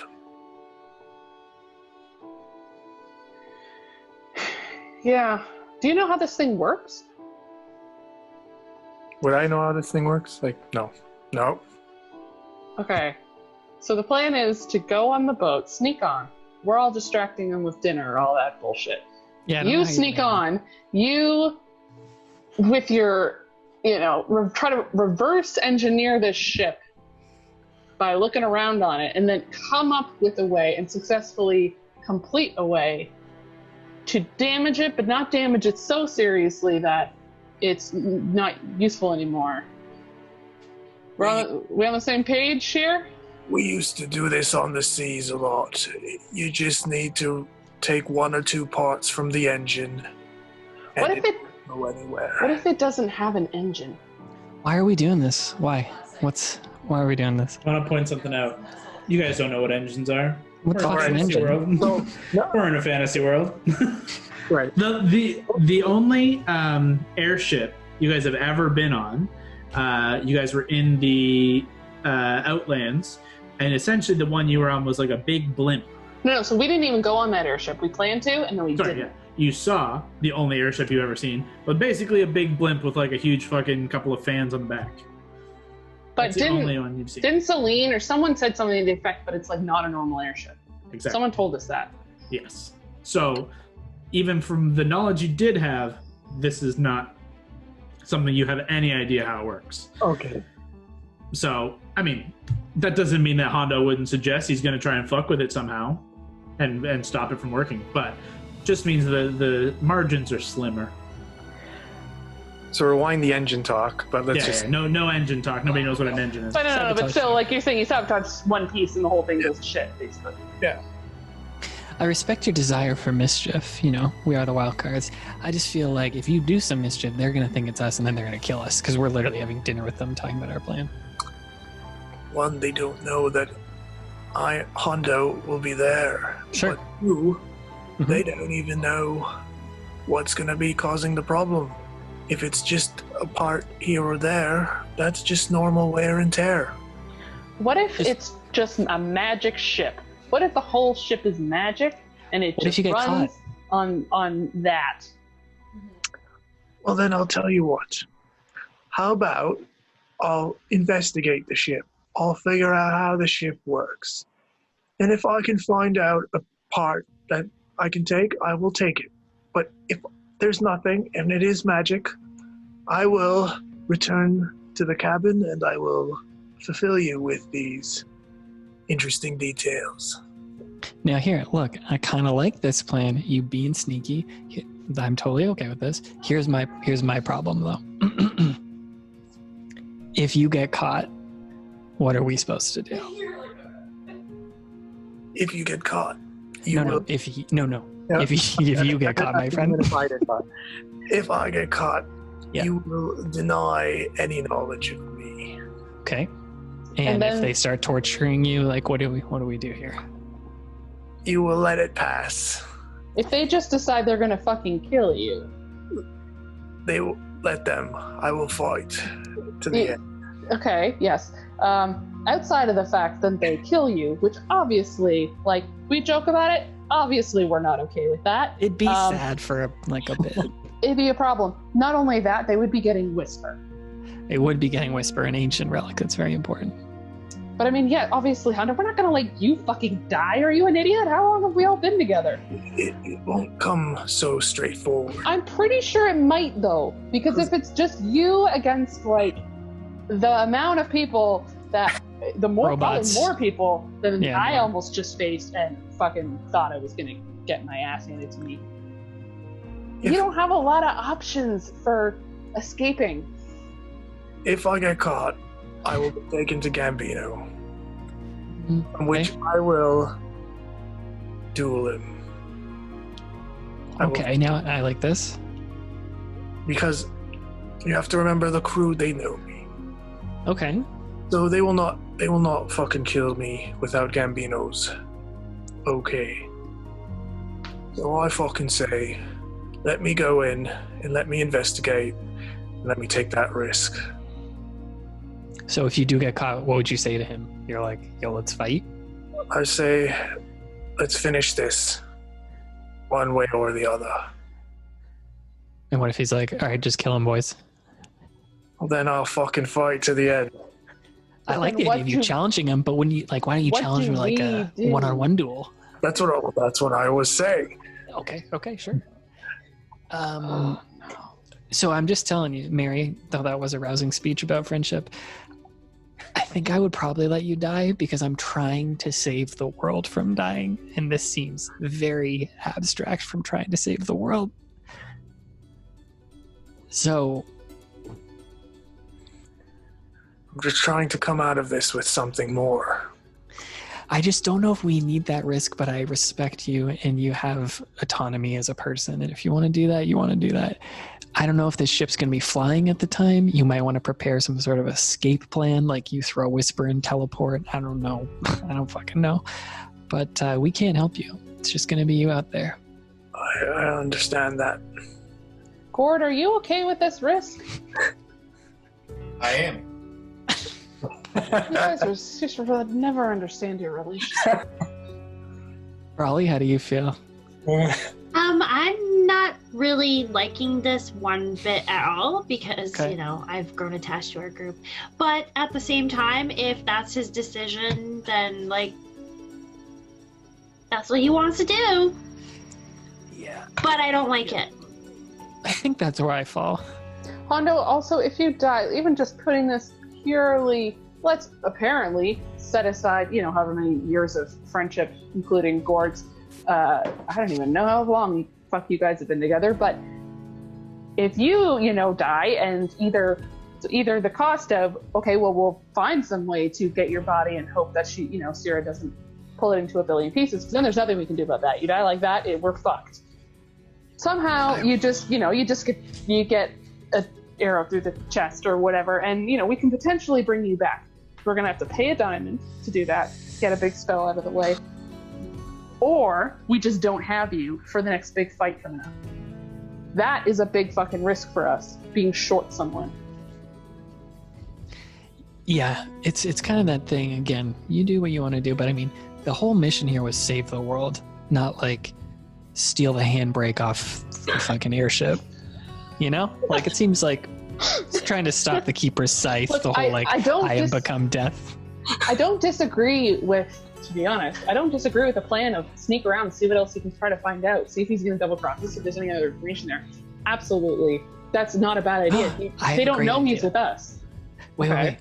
Hondo, now you're probably not going to like this, but if we're all at the Dreadnought, why don't you try and poke around here where he's not and try and steal stuff or rummage through his shit here?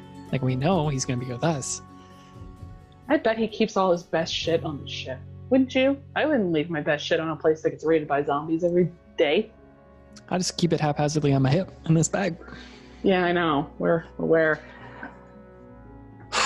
Imagine you just killed us and took the bag. You'd have everything you want. God, jeez. We actually have another gem. I don't want to say it, but we have the gate gem apparatus, which is... there's no gem. I think it just does. I think it has 3 gems built in. Yeah, it does. Okay. So you technically have... They're not whole in the same manner as the full gem you had, but in essence was more or less the essence of 3 separate gems compacted into this thing and refined almost. So in theory, they're not gems on their own, but you have 3 gems worth. Yeah, I bet he'd want this shit. It's pretty fucking cool. Right. I mean, all we said is we gave him all the gems we have. In theory, that was all the gem we have. We just gave it to him. Yeah, we you gave him. In theory, have another one. The only other gem you had was the abyssal one that you took from Sierra. You gave to Raymond. Then you went and found this gem apparatus, and you got the one that you just gave away in the Shadowfell. And that's the only ones you've encountered physically. The only other one that you've seen was the one when Alana was killed in the crypt in Haberfeld, but Raymond took that one. And we have 2 compasses because we found one in the Kel Desert. So I assumed I gave him that one. And we still have one more. They seemingly seem to be all the same. I wrote my name on the back of one, so I hope it wasn't that one. Oddly enough, it was. It happened to be the one you draw. It was the first one you picked up. Property Right, well- of Wildcards. Look, no matter what, we're going to need more information here. No. I know, I'm Quinn, sorry. Go. I know everything's... You've been through some rough shit, but you may have overheard some things, and we're going to need to know what that is. I'm sorry Valentine was overly cavalier with sounding like we didn't quite care about your life. I promise you that was just a lie. It's all right. I understand. I just need a short moment to catch my breath and maybe stitch up some of these 17 knife wounds, and then I will happily have all the discussions we want, but preferably back in the temple. Okay. Okay. Thank you. And I apologize to the group for just not checking in with everyone to just give away these magical ancient evil relics. It just kind of seemed like this was probably our best foot forward for now. No one had to die. We didn't have to fight. But it's our best way to get us out of that specific situation. I don't know that it's the best plan going forward. I agree. It would be great to team up with him to try and take on the vow just to get in there. And then in a pivotal moment, we can decide if we want to give them the scythe. I just want to stop this 4th seal from breaking. That's it. We For can sure. stop this.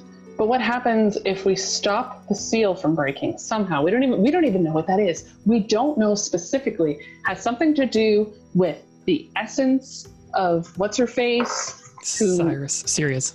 Yes. Has something to do with the essence of her and the Keeper's Scythe. We know that every one of these has had to do with an artifact of the 9. Mm-hmm. It's I am become death. Kas'Tyrion, the city shows up on a full moon, and then I think you can get entrance to the city. Gambino himself said he knows the location of it, something to that effect. I'm hoping And the vow Quinn might have want- overheard something. The vow want to become death. So one of them does, maybe Raymond.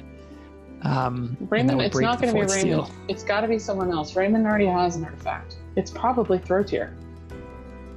That's true. That could be fun. Anyways, that would be real bad because then 4th seal's broken. Asmodeus could show up, enslave all of hell. Not a good time.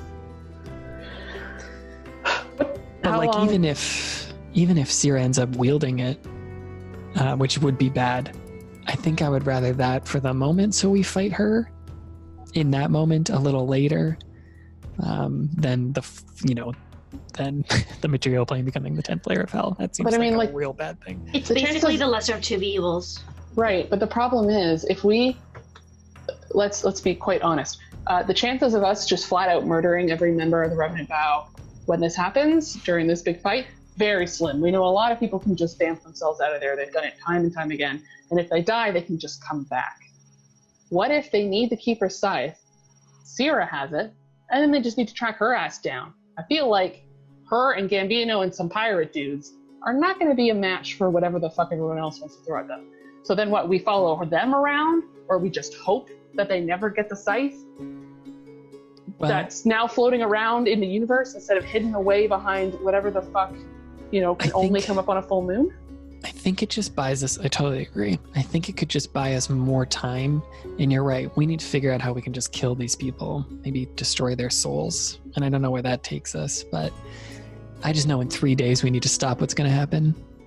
And we're just pushing the ball down the road and we need to figure out the ball at some point. But if we can stop the thing from happening in 3 days, great.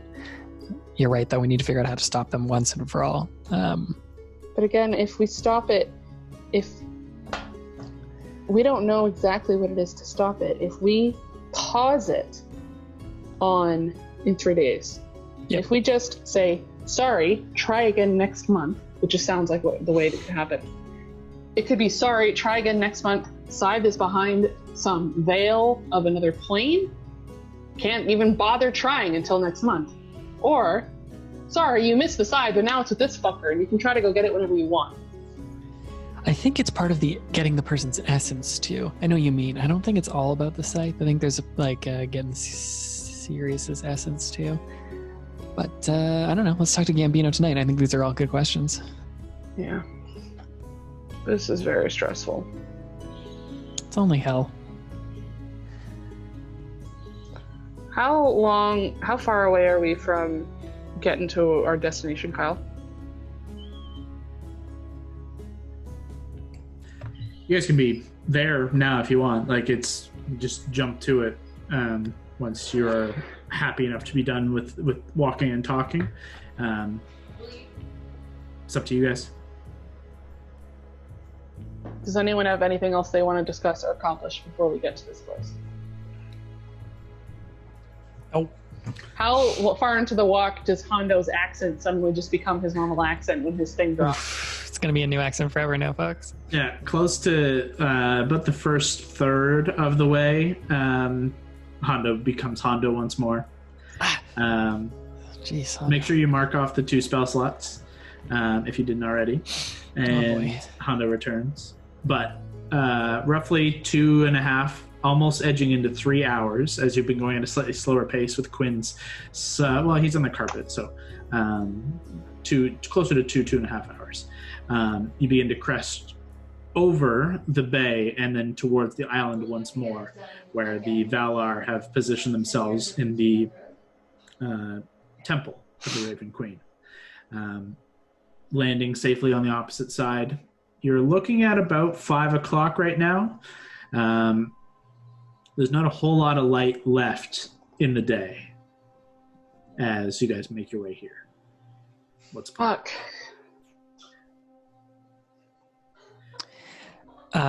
So Quinn, you feeling a little better? Is there anything you want to share? Yeah, sorry. It was a long night, 2 nights. I kind of lost track of time and blood. Wow. What is it you want to know? Gambino and his torturers and his crew, but the one you call Sira, they extracted quite a fair bit of knowledge from that tiefling, that Vow fellow. I only caught the tail end of it, but they more or less know everything that the Vow is intending to come here for. The Vow will be here on the day of the full moon. He will be with an army. Apparently they will be traveling through the Underdark and coming up through the southwest. I forget the name.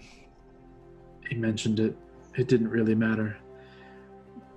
Ultimately, he and a small group of his were here as a kind of scouting party, but they didn't make it very far. The undead here was too much for them, and as they fled, Gambino and his fellows took him in much the same way they took me. He suffered some definite torture while trying to hold back any information, but in the end, he kind of gave it all up.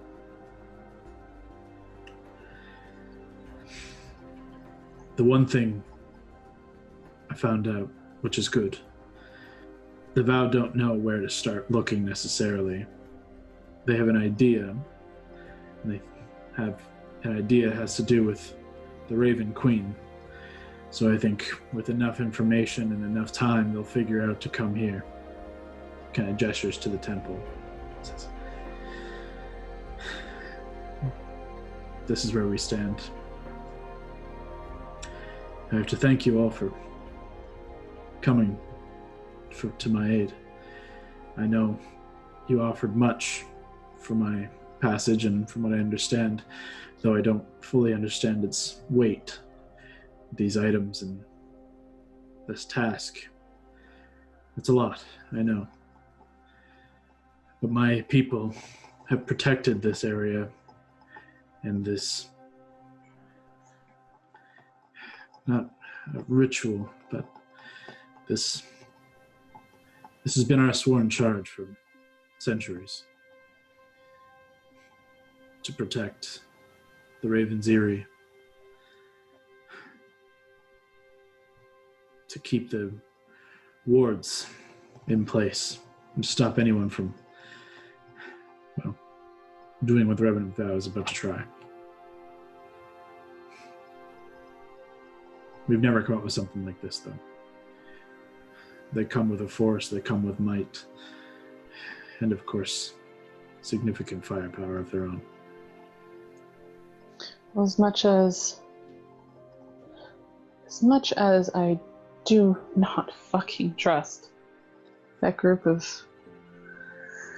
masochistic pirate assholes, they have some firepower of their own. That they do. I don't know what to do about the scythe. And I don't want any of this to come back down on you guys when this is all done. I don't mean to speak out of turn, and I don't mean to challenge your friend here gesturing at Valentine. What your friend here has offered away, but none but the angel can hold the scythe, and none but her can be that angel. What you've offered is not possible. Well, I should say, it is possible, but we cannot allow it to happen. I'm in total agreement. I think they jumped to the conclusion that they can claim the Keeper's Scythe. I'm happy about that. That's their problem. I understand it was a good tactic that you used, but now out of earshot and speaking frank with you, we cannot allow them to walk away with it, nor the Revenant Vow or these pirates. None can wield it. Do you know I'm happy with anything? that. Do you know anything more about it, or why they would think here is the best place to start? You know this place better than anyone else. I do.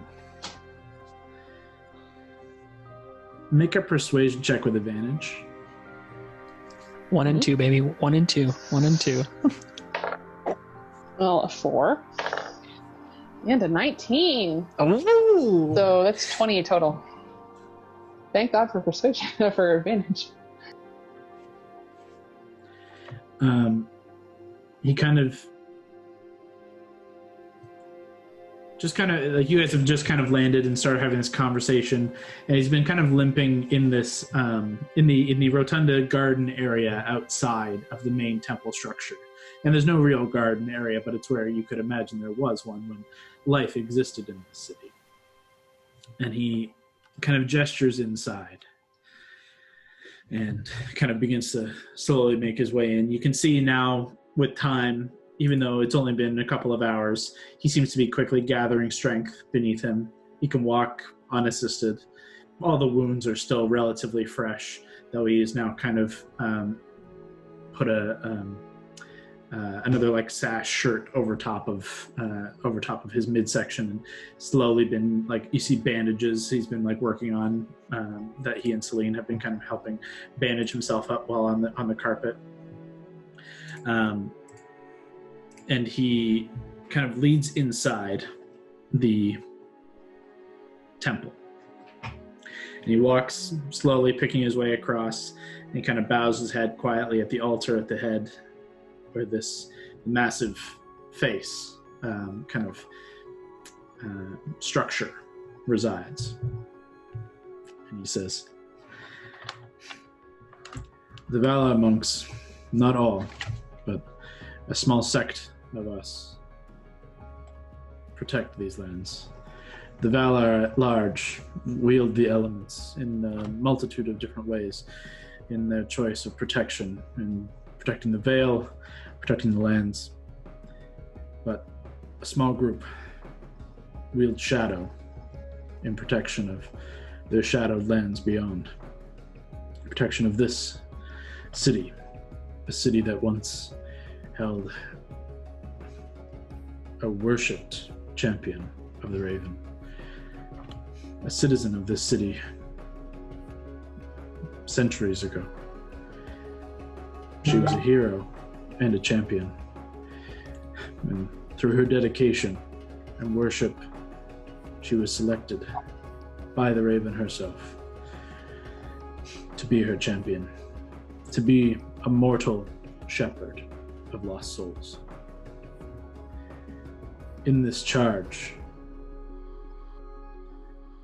from this city, she ascended, in a way, and she was a point of pride throughout our lands.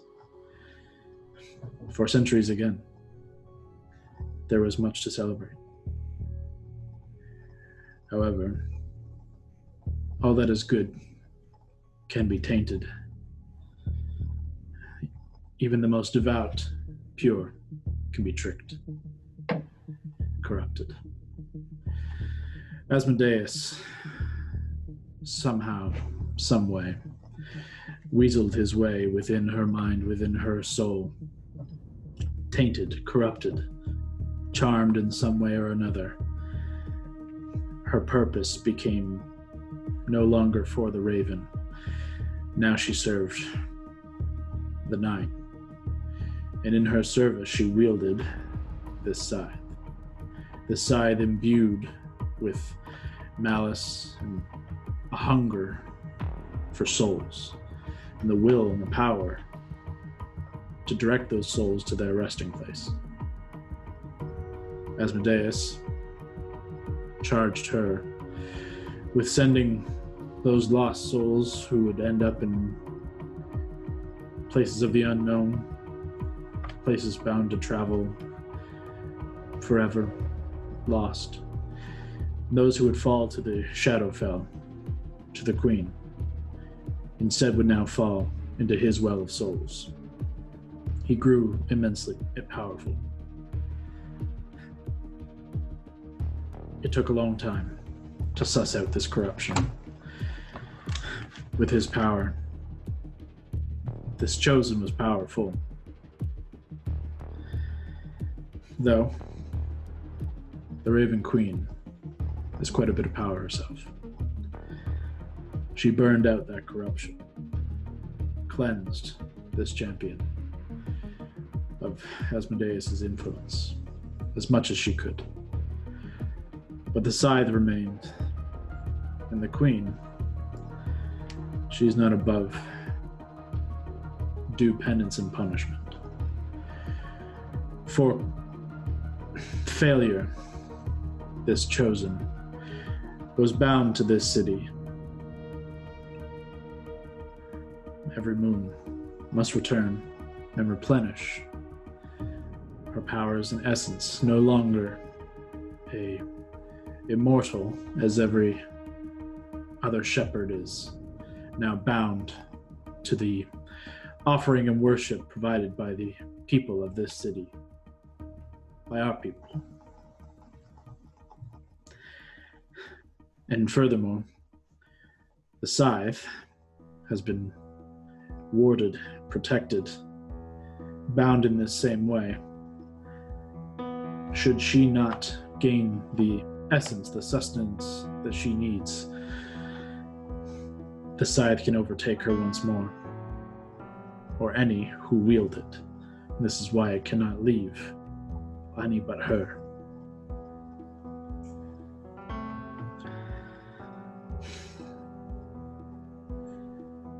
If Asmodeus regains control, any lost soul falls to his control. Any who passes may never reach their destined end. And so it is us who stand in that way. For centuries, this shadow sect have ferried the souls and essence needed to keep this at bay. It has grown hard, but we do what we must. When you say she needs to replenish her essence, given souls, what's the process for that? How is this accomplished? Life for a life.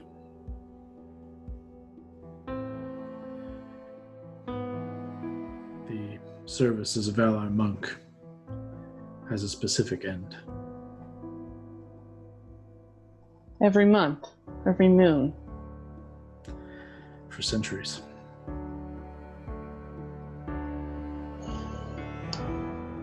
So in theory, does it have to be one of you? You see him kind of look at you, squint, and you see Celine kind of cock her head and like look at him in like a hopeful kind of look. And he says, "It need not be one of us directly, but it is not lightly we cast that fate upon another." Does it have to be... Does the quality of soul matter? Less of quality and more of willingness.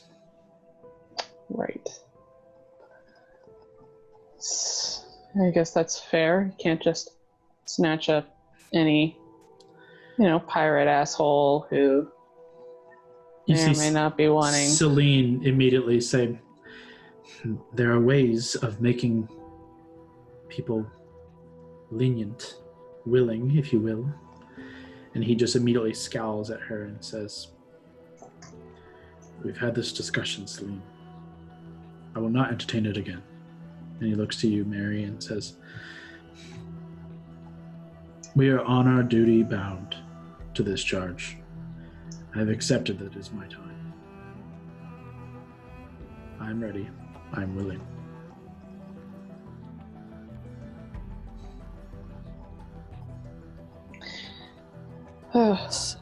So if I can just clarify, is her name Sirius, this former champion? How do you pronounce that? Indeed. Serious. I'll look at Lavender and take off my headset. Mary, you were going to say something? I have to cough. 1 second. I was just going to ask about the, if there's a ritual, is there a specific set of circumstances? Is there a reason this could become a problem? This could not go as planned? I mean, truthfully, I know the path beneath. I don't know the specifics of the ritual, as only one goes on and they do not return.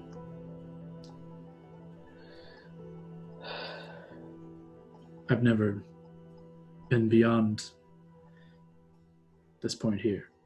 He kind of stands at the head of the altar, gesturing towards the kind of altar and this massive kind of blank staring mask.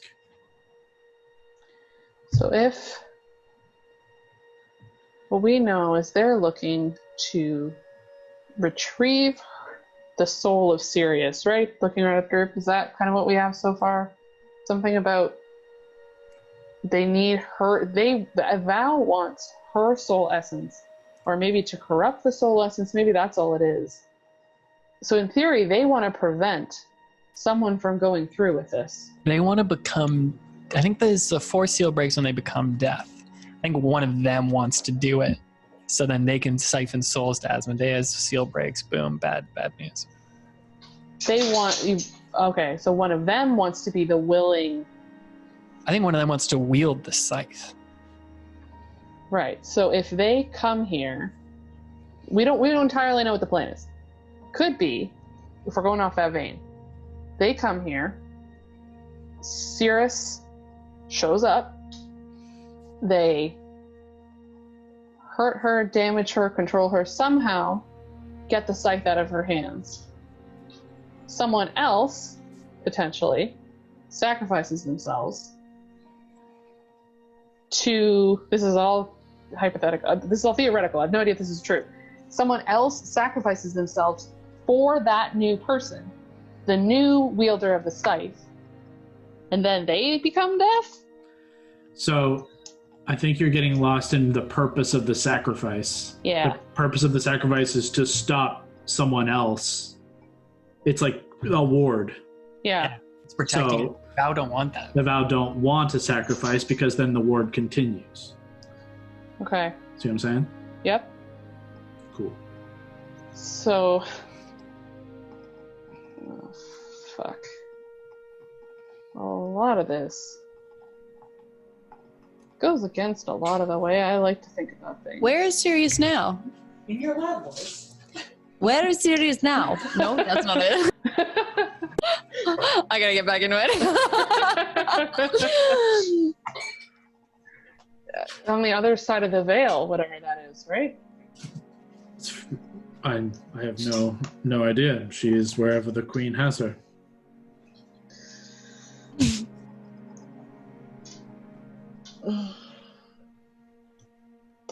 If something happens to her soul, if something happens and she's somehow damaged or taken out, or if something happens to her, can someone else become that champion? Someone else less corrupted? I truthfully do not know. It has been her since I've ever served. It may seem odd to you. I've never questioned the will of my queen. I only ever served and believed that this service was as she desired, and thus I served. So, this is great news. Not the whole you sacrificing yourself, but I can totally understand. I bet it's an honor, and I know what it's like to make a pact with a higher power. What you need from us, and what we're prepared to do, is to come here on the night of the full moon and make sure you are willingly sacrificed, and make sure the Vow does not fuck that up, so that we can continue the chain and keep the Keeper's Scythe protected from hell. That is correct. Again, I know some of what lies before us. There are several wards and paths to which I have some vague idea, but I've never walked the path before. There's truthfully been very little that would come to challenge this path directly. Though that is not to say that nothing challenges this path. Another entity has stumbled through the thinning of the veil from the Shadowfell on numerous occasions over the last little while. On the night of the full moon, when the Queen drops the boundary between, beneath, I am told, the realm of shadow and our realm become one. Through that thinning of veil, the dead rise anew. But there are entities of planes beyond even the Shadowfell. Planes of pure negativity. A being known as a Nightwalker has come to Kas'Tyrion, drawn by the innumerable souls of the willing and unwilling dead, seeking its own sacrifices. Much of the undead forces you face throughout this city are drawn by its tainted, poisoned connection to this city. But it does not come here necessarily, thankfully. Can I do some sort of check on what a Nightwalker is? Do I know anything about that? You can do a Arcana. I'm gonna roll this dice. You tell me what you want. Arcana. Just do Arcana. Arcana, cool. Mm. Ooh, 27. 27. Ooh. You don't know much. And what you do know is kind of like vague, almost like how you would read like footnotes in almost like textbooks. But you've heard it mentioned in passing in stories, almost like lore of a place beyond death, a place beyond shadow, a place of pure negative energy where almost like the power of death comes from. And this is a being crafted of that. It is the worst kind of nightmare to come from a place like this. Great. Cool. I'll just keep that to myself for now. You said it doesn't come here. Where does it go? No. Nowhere specific. Kind of wherever in the city. Wherever the largest congregation of undead are. We keep a low profile here, and thus it doesn't typically show up. The undead walk through the streets. There's going to be a much less low profile in a few days. Precisely. Hey, can we stay here tonight? That safe house you put us up in last time really turned out not safe. Sure. I see no reason why we can't collect ourselves here. Though I will ask, try and keep quiet and a low profile, hidden as best as possible. Well, we'll see if we can even get back here. We don't know what the fuck's going to happen tonight. Yeah, it's true. Lav, you were kind of nodding off there for a bit. Hondo wants to fuck with Gambino's like terrible dreadnought ship. I try not to deal with Hondo's dealings, if I may say. He just seems to, I don't know, rub me the wrong way lately. When he didn't even welcome me back from the dead, it's like, why am I even to this guy? Why do I even care what he is doing? I don't care if he goes and kills himself. That's his decision. Well, you just summed up this entire episode. That feels about an hour's worth of conversation. Hondo, anything to say for yourself? Hondo, sometimes people depend on you to care for them. Wow. I have decided that I will stay back. And Oh, he's decided he's gonna stay back now. Don't ruin this. if something happens, I guess I may be able to spring into action, but otherwise I will shadow box. Okay. So you're not going to come at all? Let's let him Stay back. I just want to point out, stay back has a couple of different meanings, obviously, but if you mean stay here, they're going to be 2 hours from you. Hondo, what's going on? Good point. let him think about it. Hondo, you with us, and then when we go on the ship, you're like near. Yeah, if you don't want to go on the ship and you just mean stay back on the shore or whatever, different story. You just hunker down, find a little hidey hole, away you go. You're a little closer to the action. But if you stay here and some shit goes down, you will not make it. I'll tell you that for free.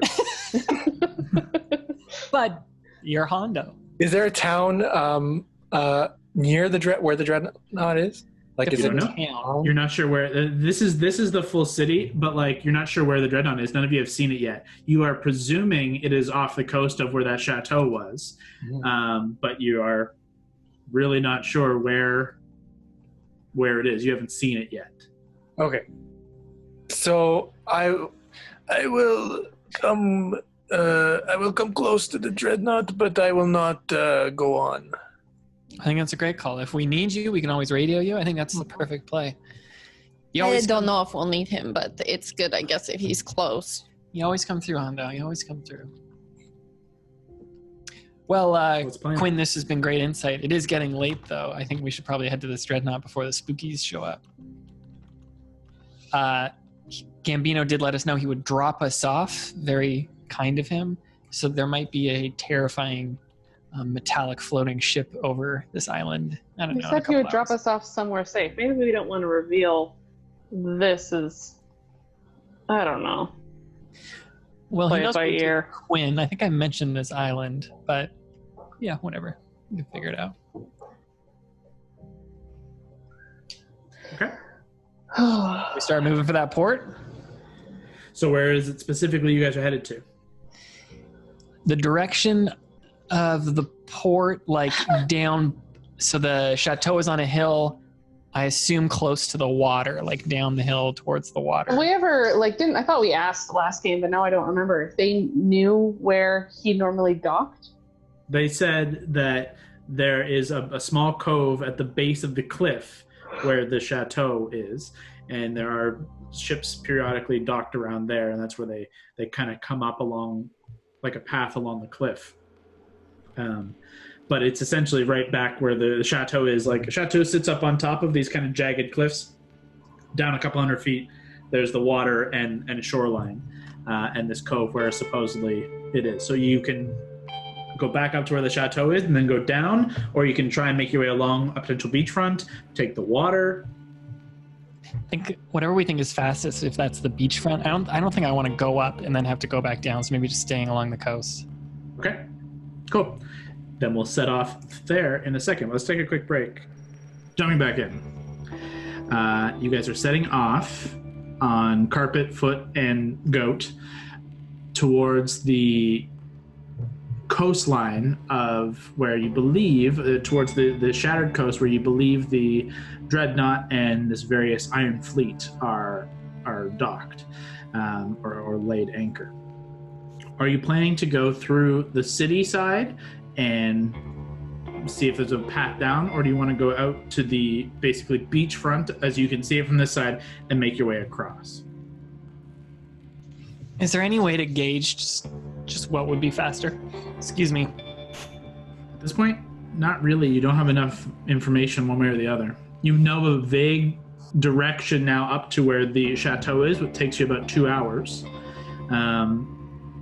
You're not sure if the beach would be faster. You're not sure what you would face on either side, truthfully, without doing some kind of something. I don't know. What do you guys think? We got the carpet. Carpet doesn't go that fast, though. Do you want to just do search for the city? Go through the city path? Sand might be slow, is my thinking. But if there's like a paved path that leads there, that could be quick. Mary, are you here? Oh no. Oh no.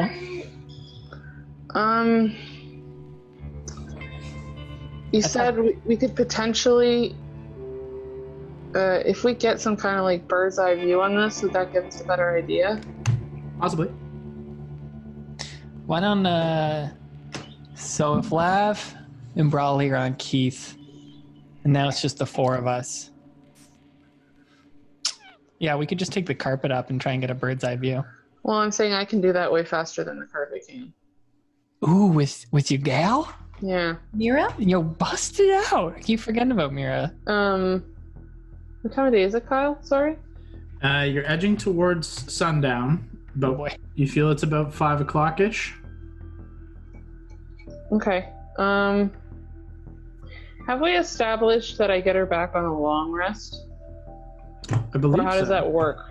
Okay. I thought it was once a day, but I don't even know anything about it. But that's not, I'm not sure how day is like, is it like? It either says in the item as once per dawn or once per long rest. Okay. It likely recharges on a long rest, but sometimes I have them set to dawn. It says You're dawn. Either way, you're a long Dawn? ways from dawn. Yeah, okay. And Yeah, long I can, as we're like kind of walking through from the island to like where we have to make our decision, I can try to use her because she's pretty fast, Mhm. right? Very. To try to get up ahead of people and take a really good look. I could bring someone with me in case like. Please I'm bring not- someone with you. I'll go with you. Okay, your perception's better than mine anyway. Pick for the Miss Fern? team. For the team the I first miss time. Fern. I miss being in the skies. Okay.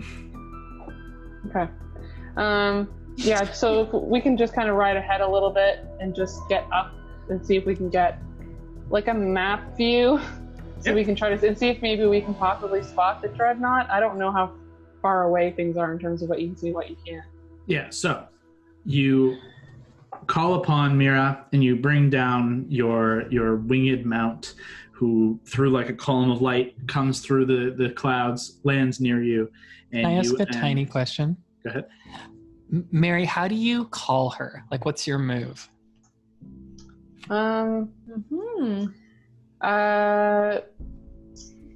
Pegasus come from Mount Celestia, right? Yeah, primarily. Okay. So that kind of works. Usually I just say I grip, like if I have my sword in my hand is usually when it happens. And just grip tightly with the hand that has the civil Bahamut on it. And just kind of imagine being back standing on Mount Celestia when I was the very first time. Oh, Sick. so stoic. That's kind of it though. Stoic and subtle move, but nonetheless, your mount does arrive. Everyone's like, what's going on? She arrives. You're both able to mount up, and you can take to the sky. Either both of you can make perception checks, or one with advantage. Oh my god, Brawley, that horse thing is so beautiful. Let's both do it. No way, right? I'm kind of jealous. I just look over at Keith and he's just kind of like, I mean, you have Keith. She has Mira. I have nothing. you'll find another Aurora. Don't you worry. I had Aurora and then I think Aurora 2.0, but I don't really... Was that a thing? They just weren't the right Auroras, that's all. Yeah, I just had not to get too connected. Okay. I'm so distracted by that combo. I rolled a 1. Oh, that sucks. Oh no! What did you get? Hopefully At it's least better. as far as you know, Aurora 2 is still alive. Yeah, I'm like kind of debating. I'm like, is that thing still alive? Like, I died. Like, is that thing still there? She could have ran don't off know. into the woods. You guys never saw. We'll get her back one day. Mary, Yeah. perception? 21. Oh, Okay. thank God.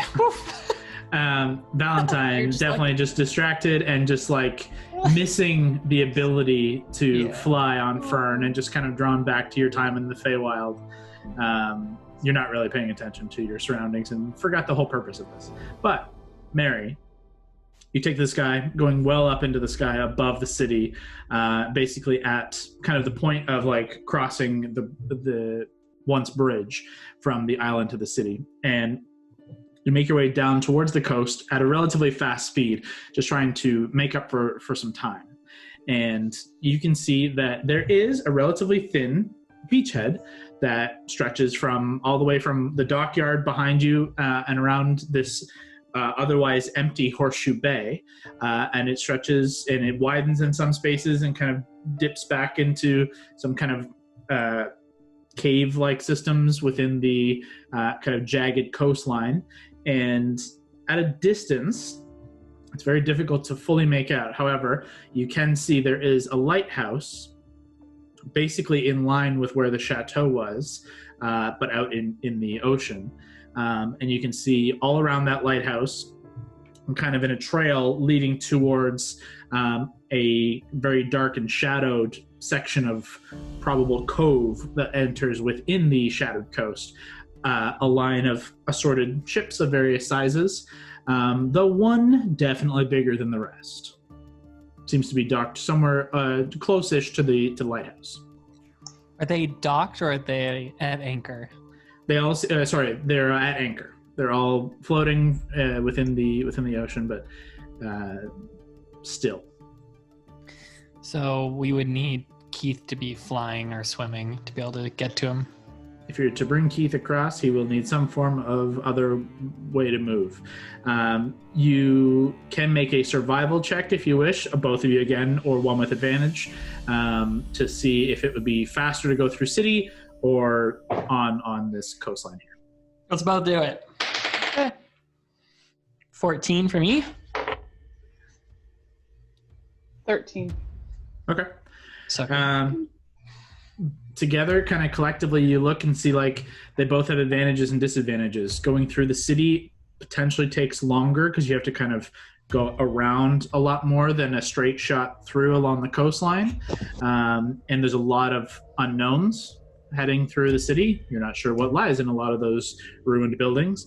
The path is direct and clear on the beach, though it is slower travel as the tide comes in and out and you're traveling through sand. So it would be slightly slower physically. However, you can fly. So If we flew, do we have an idea of how long it would take to get there? you would probably shave that time down to an hour and a half, maybe even quicker. Hour and a half. Polymorph lasts an hour, right? Let me just check. Because we could polymorph Keith, just fly on Mira, fly on carpet, and then get here. Why don't we Either just... that or make Keith fly for... No, that only lasts 10 minutes. Oh yeah, that is such a dope move. Probably though. not Keith, though. Yeah, let's polymorph Keith. So maybe I'll just like tug your shoulder, Mary, and tell you that. We could go down and polymorph Keith. Yeah, let's, hour and a half? Travel half an hour's worth. Hopefully that gets us so that we can get him. Is he coming on the boat with us? I'm so worried about that goat all the time. He should come on the boat. Why not? Let's have fun with it. Or we can ask Brawley. Yeah, whatever. I mean, we gotta get him out somehow, so whatever you guys think is best. That's true. We can't leave him in the city. That'd be terrifying. I will point out as well, Hondo was intending to stay back. It's true. I don't think we should leave. This is a one-way channel to Brawley. You should not leave your go with Hondo. It's a recipe for disaster. Yeah, I mean, I don't know. I'm a little overprotective over my little boy, so. Yeah, you should bring your little boy with us on the Dreadnought. Yeah. So we haven't talked, once we get back to everyone else, we haven't talked about what the plan is. Had a bit of a thought. When we're going to get there at sundown, Hondo, you were planning on just staying on the shore. Want to know, remember what else that happens on the shore at sundown? It gets real spooky scary. It's going to be you and a fuck ton of ghosts who murdered Lavender last night. I'm not going to be out on the beach. I'll take shelter in a nice home bar. We can leave you with the carpet. Well, let's see how far out the ship is, because... Here's my play. Oh god, this whole thing. What if, Hondo, as we get closer, I think you should disguise yourself as Celine. Gambino's previously seen her and knows that's to be expected. You know what she looks like. It shouldn't be a problem to disguise. You're the same height. You don't come with us, though. You can do whatever you want still, but maybe you're just like an Uber for us. You drop us off, and then we can flag you down later to come pick us up. How many times can you disguise yourself, though? Let me check. Because you would need to do this twice. I'm still very surprised, to be honest, Hondo, that you don't want Should have to... plenty of spells. He's got second levels and stuff, too. I didn't know if disguise was a 2 or a 1. The first. Oh, great. Then you should be fine. I'm honestly surprised, Hondo, that you don't want to be talking to Gambino. You've had such a fucking thing for him since we first heard his name. It would just complicate everything. Do you have? What? Sorry. Do you have like? Are you like? Do you like? I don't. He has a history. Do you Are not you know related to this guy? History? Do you like this guy? What's wrong with you? It's a very complicated, but the shortest way to say it is he stole my ship. The floppy salmon. Everyone knows this story. What the shit? The floppy salmon. Floppy salmon. The You're most stolen feared things vessel from in all other the lands. people. Okay. Hurt You've people. all- Hurt people. Hurt people. You know. I mean, we all know Gambino's a pretty shitty dude, and Sierra's probably, it's arguably even, not even arguably. The shittiest. She dude. is worse. She is Sierra, the shittiest, dude. Sierra is worse. I've heard of this one. You don't like her. I've heard she's of that bad one. news. Yeah. She's awful. The things we've seen, we've met people, plenty of people who spent a little time with her, and it's never good. I do not fucking like her, and I have a very hard time keeping my mouth shut or standing in the same room as her. Yeah, you almost blew it. Usually I try to meet somebody. If they are mean to me, then I don't like them. I give them the, what do you say, benefit of doubt. the doubt. But You were mean to me right off the top. Oh yeah, but I'd been watching you for some time, and I kind of knew that you were a little bit pursy. Okay, Hondo. See you later. Well, no, Hondo's you gotta drive us there, Celine, drop us off, and then we'll flag you down later. Maybe send you a little message. You can come pick us up. Wait, why do I have to do this? Why do I have to come all that way? Well, this is part of the arrangement, I assumed. This is bad timing to bring this up. Do you want to stay back on the island? Well, I mean, I was gonna just, camp out here, as I said, and, Yep. I mean, how far? We're like, what, half an hour away, 20 minutes? I mean, Mary, what do you think? When we were up there, it looked like the shore to there was, I don't know. By flying, like, you could be there within 10 minutes, probably. By flying like 10 minutes? Better. Yeah. Would that 10 be okay? minutes. You stay with the carpet and then come get us? 10 minutes is not going to help us if things go to shit. Things aren't going to go to shit, and if they do, we're dead. You Things think Hondo's going to come in and rescue us in like 10 minutes? Look, I mean, at least he's very good at murdering people. It'd be nice to have an extra person there. Plus, I mean, hey, Gambino, you bitch, I'm not dead. That's a pretty great distraction should we actually need it. I'm just saying, I don't like the idea of splitting us up, especially in this city where there's a whole bunch of undead stuff. And if anything happens to either of us, neither of us can get there in a time that can help. I see your point. I raise you this point. We bring the wildest of the wild cards onto the Dreadnought, a ship he has openly talked about trying to destroy while we're on it.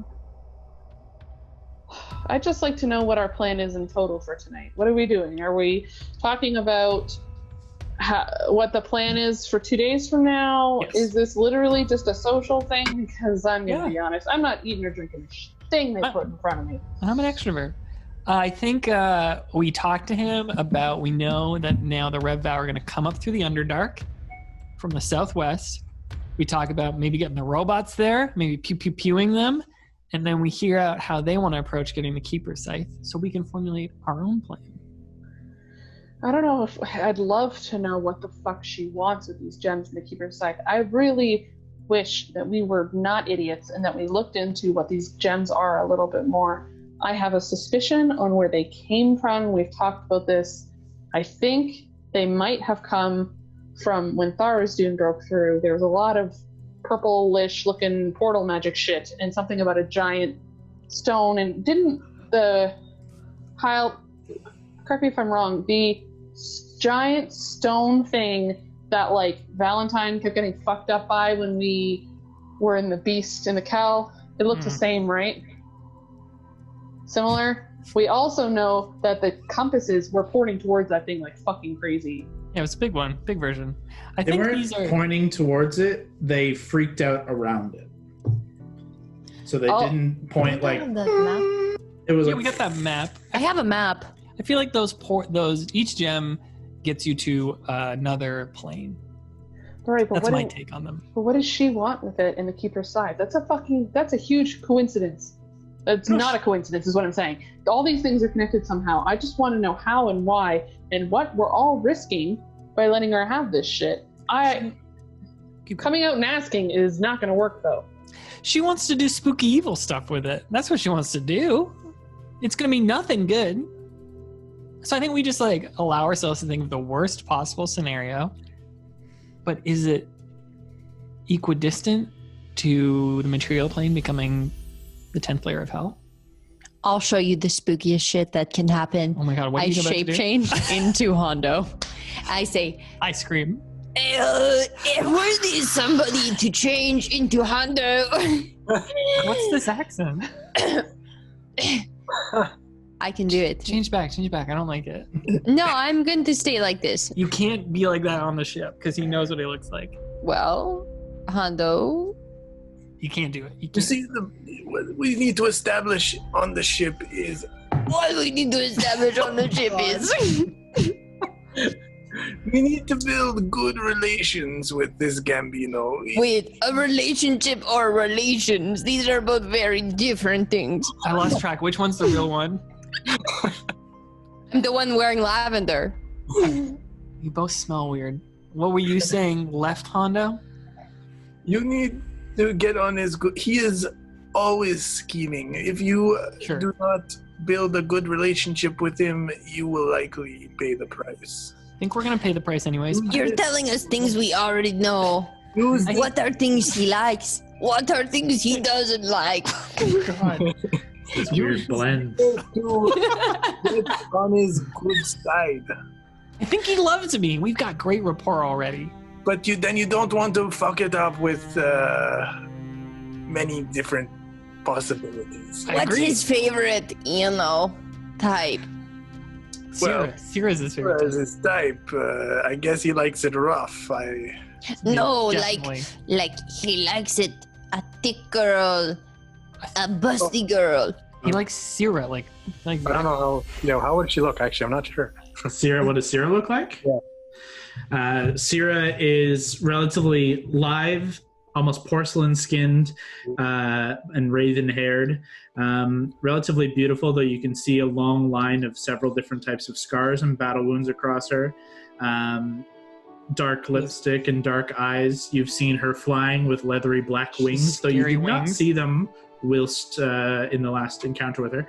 And she wears typically dark leathers, where you see just like a lot of different bladed implements of various sizes and degrees are kind of hidden across her form. I'm going to immediately shape change into that, but like a lavender form. Sure. don't. Oh, God. Oh, my God. I thought I was going to get stuck like that forever. You know, when your mom says you make an ugly face, it'll stay like that forever? That's kind of what I felt like there. Oh, my God. I don't think you should try and seduce Gambino. No. I don't think seducing, but I think that somebody, if they see something they like, they will more often be like, Be yeah, open to okay, it? I'd be open to that. Okay. Well, I prefer this version than the one you were before, so that's okay.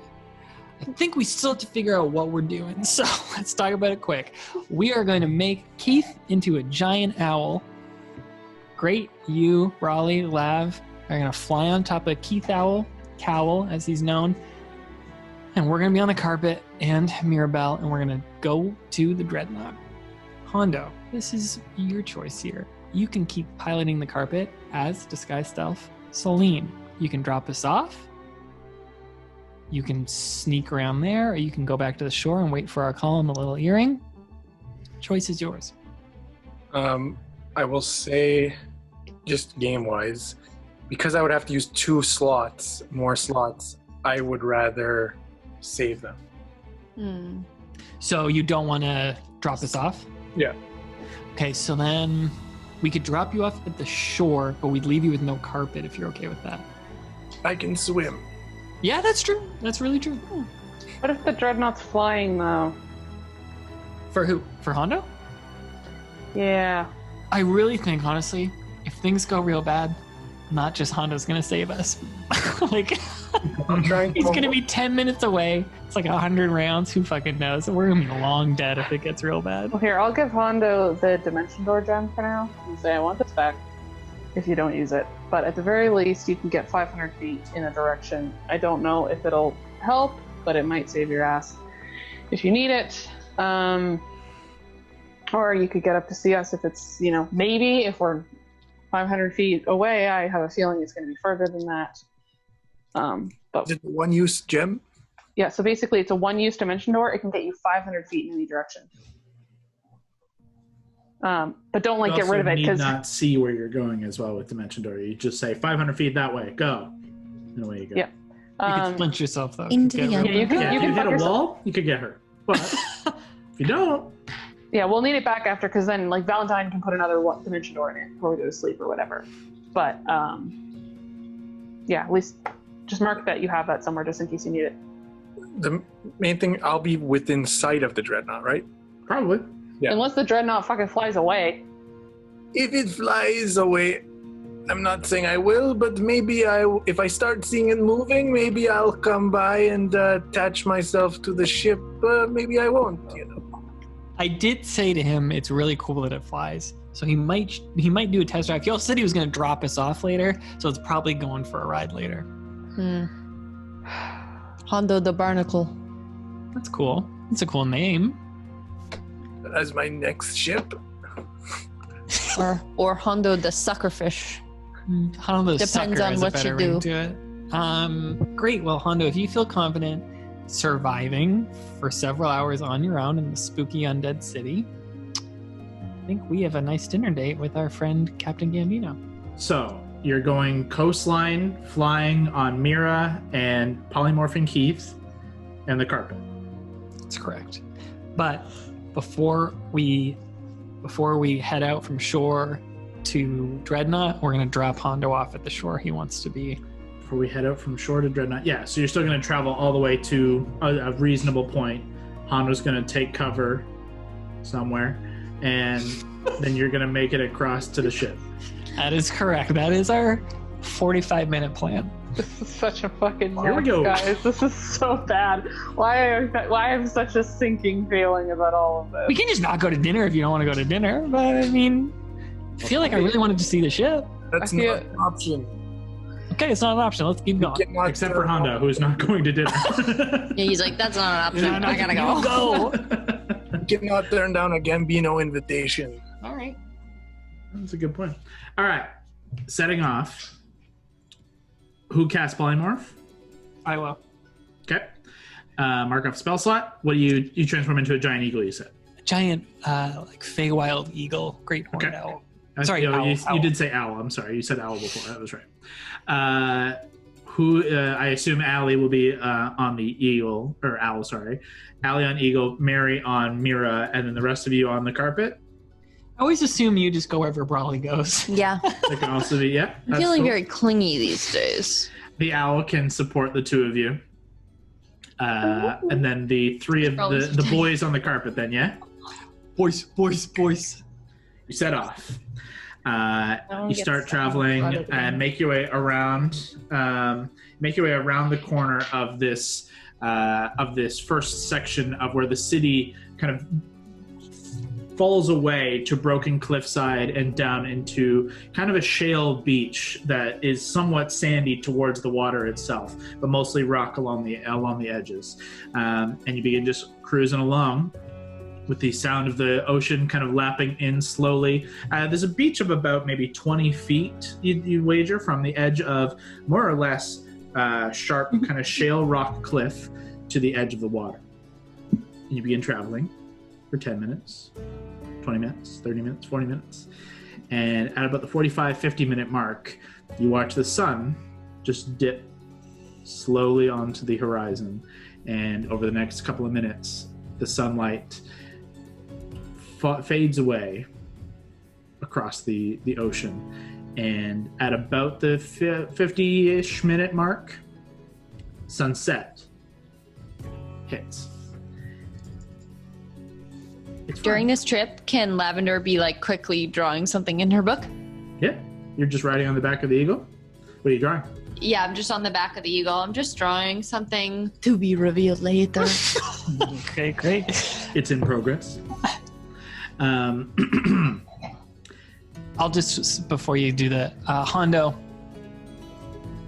if anything gets real bad, just try and make it back to the island. If you get separated, try and, I know it's a far way, but yeah, maybe swim. I don't know where these ghosts go, but just try and get back to where we just came from. As you let Hondo know that, you know the polymorph spell is up within the next 5 minutes or so. And you begin looking for a place to set down so you can re-up the cast and nobody plummets out of the sky. And as you begin looking down, Valentine, Gord, Hondo, those of you on the carpet, you look down and you see some movement in the sand and amongst the waves. And you watch the water begin to like rush further and like kind of reach further up the shoreline, almost like tide coming in. Hondo and Gord, you'd be very familiar with this sensation. And water begins to slowly creep up, and where it was only making about halfway up the beachhead, it starts crashing fully into the wall of stone. And as it kind of pulls back away, pulling away sand and silt, it's revealing figures in the sand. You're seeing a couple of humanoid-looking figures begin to pull themselves up out of the sand. They look somewhat skeletal, or certainly undead in some manner. and you see lots of them all along the shoreline. As far as the eye can see, little dots of black, well, maybe not dots depending on how high you are, but shapes begin to pull themselves up and out of the sand, and slowly at first begin to try and just push up and start climbing up along the side of the shale. You see a couple more as 2 more minutes pass. You see some more just walking up out of the shore, out of the ocean beyond, just breaking through, getting knocked over by waves, but standing, holding rusted blades and old barnacle-covered implements. Long, long dead. And you can see them dotting the entire beachhead here, as you've got maybe 4 minutes left on the polymorph spell, and still about 45 minutes to travel to a point where you can make your way out to the Dreadnought. What do we do? Guys? I immediately cast Fly at the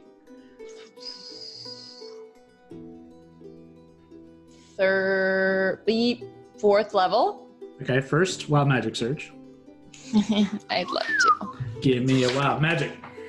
7. Thank God. It would be a bad time for that kind of That shit. would be. I want it. I just fireball Keith, blow him up. Great. At the 4th level, Okay. 1 additional target. You might just be able. You've done this in the past, so you would know. Yeah. You've made Keith fly, You can and someone else has ridden him before. So even if you only do it on Keith, you might not have to catch the other 2 of you. Soy smart. Or it might at least, so, if you start falling, it might slow that fall a little bit. Yeah. If that's what you're trying to do, you would know because you've done this before. I don't know if Amanda has, because I think we might have done that for you before. What was that? Yeah, I'm gonna cast it. Before you do that, Yeah. you don't know the spell is fading because it's Valentine's spell. You were focused on drawing amidst this whole time. I'm gonna make an intelligence check at disadvantage. Okay. We're distracted. To see if you have the wherewithal to realize what you want to do here. Okay. Okay, so I got would it be a save or no? Just straight check. This is just like, are you keeping enough time in your head while you're focused on other things? So 6. I would say you don't know that Keith's spell is about to drop. You, of course, can cast a spell on yourself and Brawley. Like, you have no like, if you wanted to, like, I'm afraid, fly. Like, just to be sure. Like, I could see that. But I would say you don't have enough wherewithal to think that the eagle or owl beneath you is about to fade. You only know that because of the game, Amanda wishes that she would cast it on Keith to save Brawley and myself. Of course. But I know that Lab not really giving a shit too much about like companion animals. Not like that she doesn't give a shit, but she literally has no idea how to care for them because she We've can seen barely care for We've herself. seen it. Check. Would only cast it on Brawley and herself. So I would cast it at a level 4, but I would use subtle spell Okay. so that Brawley doesn't know. Okay. Alana, you do feel for a brief moment you're riding Keith, and it is uncomfortable and a little different to be riding a flying Keith. You recognize it's still the same Keith, but he looks different and he's flying, so it's a little odd. But for a brief moment, it's almost like that moment when you're going in a car over a short drop and like your stomach just drops out from beneath you. For a moment, you feel that like shudder, and then you're fine. Nothing comes of it. Just feel a little lighter, but other than that, that's it. Just continue on. But only so far, Valentine, Hondo, and Gord see the zombies. We gotta figure this out. I gotta repolymorph Keith. But there's a fuckload of zombies beneath us. I don't know if you guys seen this shit. Kyle, would we see so we're flying right now, and would we notice is it just an open beach? Is there a town? So you've got the whole city up to your left. This is a choice now of how high you want to be. I was keeping you in my head at about a 30-40 foot height from the ground. Just, I don't know why. That's what I thought in my head. It was enough that it wouldn't kill you to fall, but not enough high that, or not low enough that you'd be hit by anything. Mhm. If you want to change that, it's up to you guys. But you can see them, and you know you have the city up to your left. It's up about a 300-foot cliff at this point to like where the city itself is. And then you can see it kind of continues along that 300-ish foot cliff all the way across, actually about 350 by the time it reaches the chateau area. And you do see at this point, with your dark vision and your past perceptions, you can see the dreadnought, or what you believe to be the dreadnought, off in the ocean. You imagine about 30 to 45 minutes of flight time out into the sea. Guys, if this is dumb, we don't have to do it. We can just turn around and go back to his chateau tomorrow morning. It'll look kind of cowardly, but There is no turning back now. you could literally die out here just on the beach with these zombies. You have to fend for yourself for I'm like thinking I might stick to the water for a bit. Aren't they walking? Didn't you say they were walking through the water? I don't know if that's going to save. It's like literally like Pirates of the Caribbean, dead pirates walking across the bottom of the ocean. But you're a swimming man. No, but they're not going to go out. They're restricted to a certain area. Are they See that though? though. I mean, it's not like the entire ocean is covered in ghosts, right? You say that though. Maybe the ocean is ghosts. Maybe the ocean is Just kidding. I would not hear him.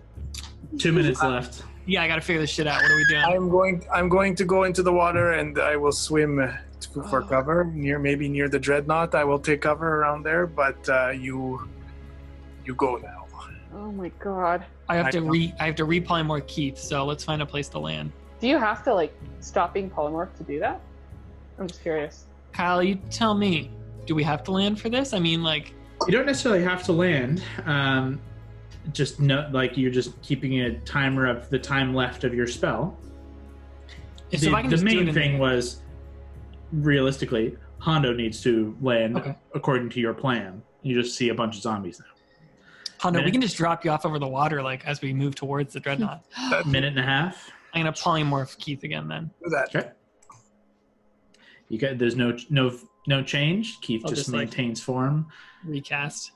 How Close to far what we're out are doing. we? You said like 10, 15 minutes or so? No, you're closer to 25, 30, maybe a little Okay. longer.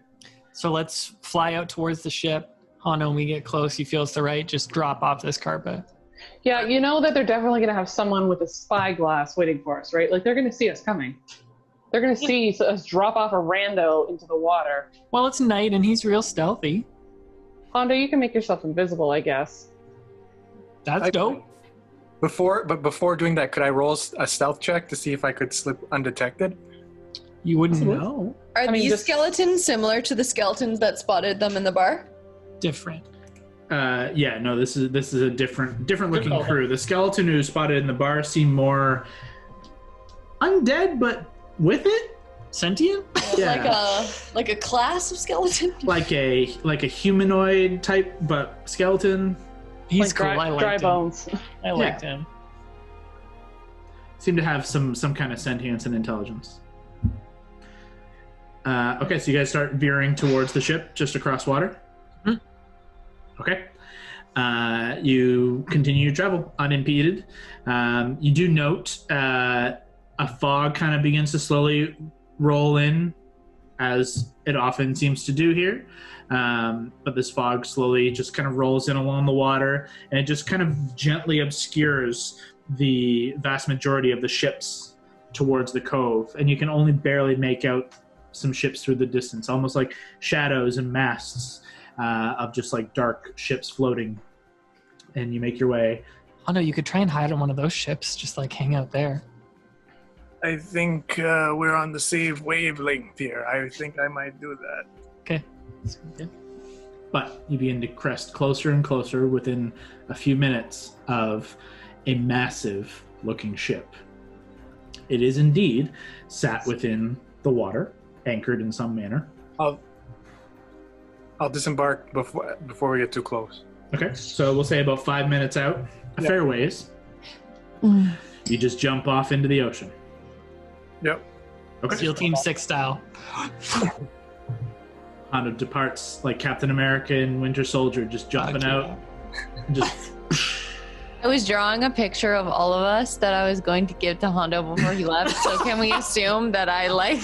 Nope. He's You did gone. not get a chance to finish. I'm just like, fuck, and I just rip it up and throw it in the wind. Oh, you should have kept it. No, I'm pissed. Mending. Paper flutters off in the wind as Hondo plummets into the sea below. And all you see is a drifting Just little bits of paper. face of Hondo. Hondo into doesn't the though. water. Very cinematic. Because Hondo, as you plummet into the water, it's cool. However, you're accustomed to cold and the depths, so no penalties or anything. But you just know cold water, and it is black. This is darkness. You are in the ocean at just shortly after sundown, but it's already pretty dark. The fog is not aiding you in any way either. We'll come back to you in a second. As the rest of you, atop the carpet and Fey Owl, make your way closer and closer into what you assume to be the Iron Dreadnought. And you see an odd-looking ship. You can see the basic frame of what you've become accustomed to be known as pirate ships, as basic floating ships. However, on its exterior, you see there have been a lot of metallic additions, armor plates across the bow and stern and hull of this ship. It's not strictly wood.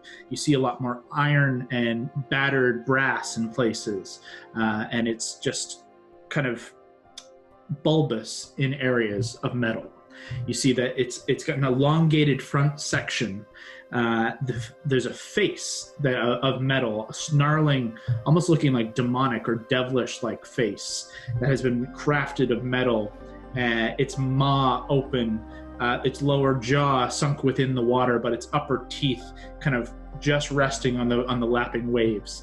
And you can see this kind of large curled skull-like facade at the front of this elongated bow that then widens and tapers around in this almost like teardrop-like shape.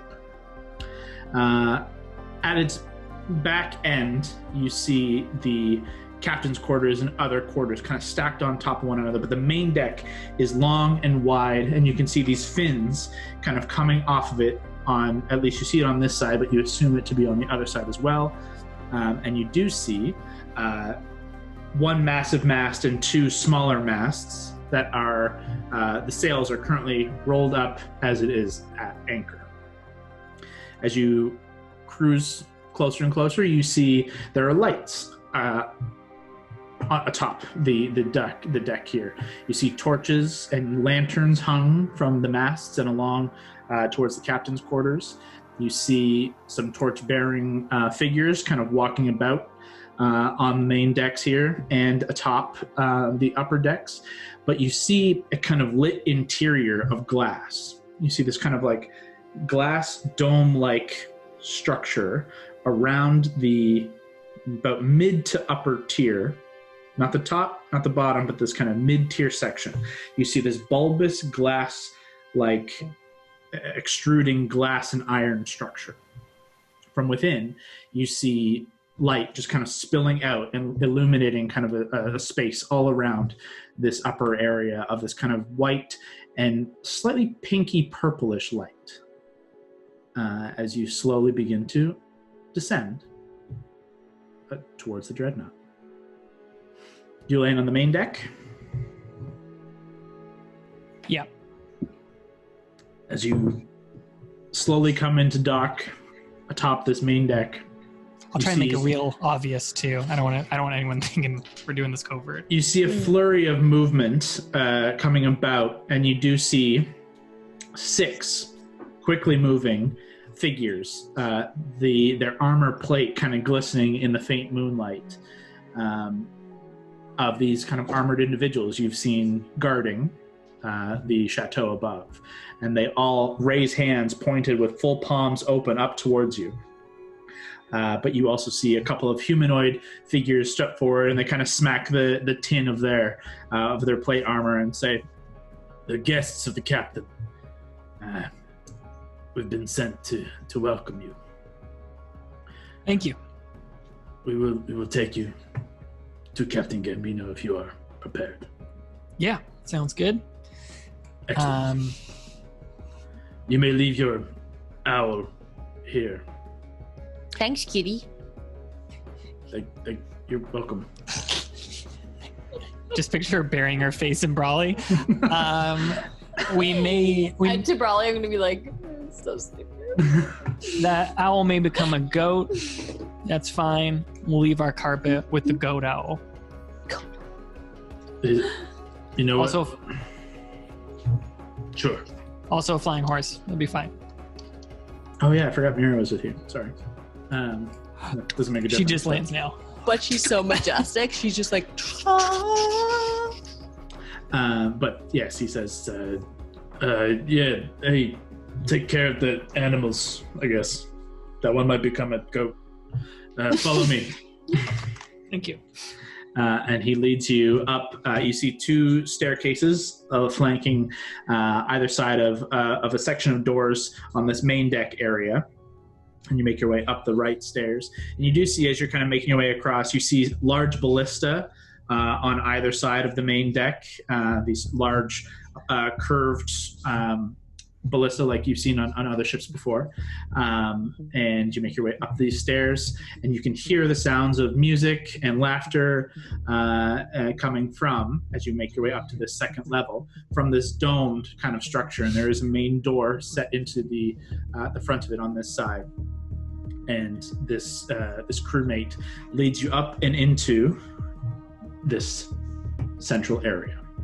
Inside, the light is bright. It's full, and you can see there's kind of a central chair that is curved in an odd way, curved up and over the head, almost like it covers your face, and then curves up and around, and then swoops around to be a seat.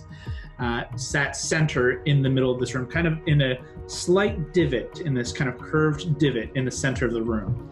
Directly ahead of that, you see a curved, it seems like what would be like a ship's helm, like a console where there should be a wheel, but you see no wheel. Instead, you see these faint domes of light, kind of pinkish and purplish in nature. It means absolutely nothing to you. Is anyone in that seat you first described? You do see a figure, but you can't quite make them out as of yet. As this kind of curves up and around and literally like stops here, covering the face.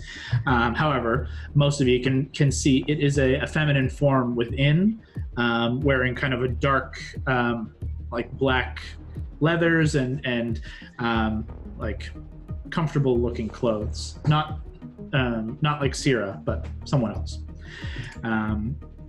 But you see on either side, there's two long tables on left and right of this kind of central dip area, and there's a table behind where you can see the crewmate leads you around, and you see Gambino and Syrah.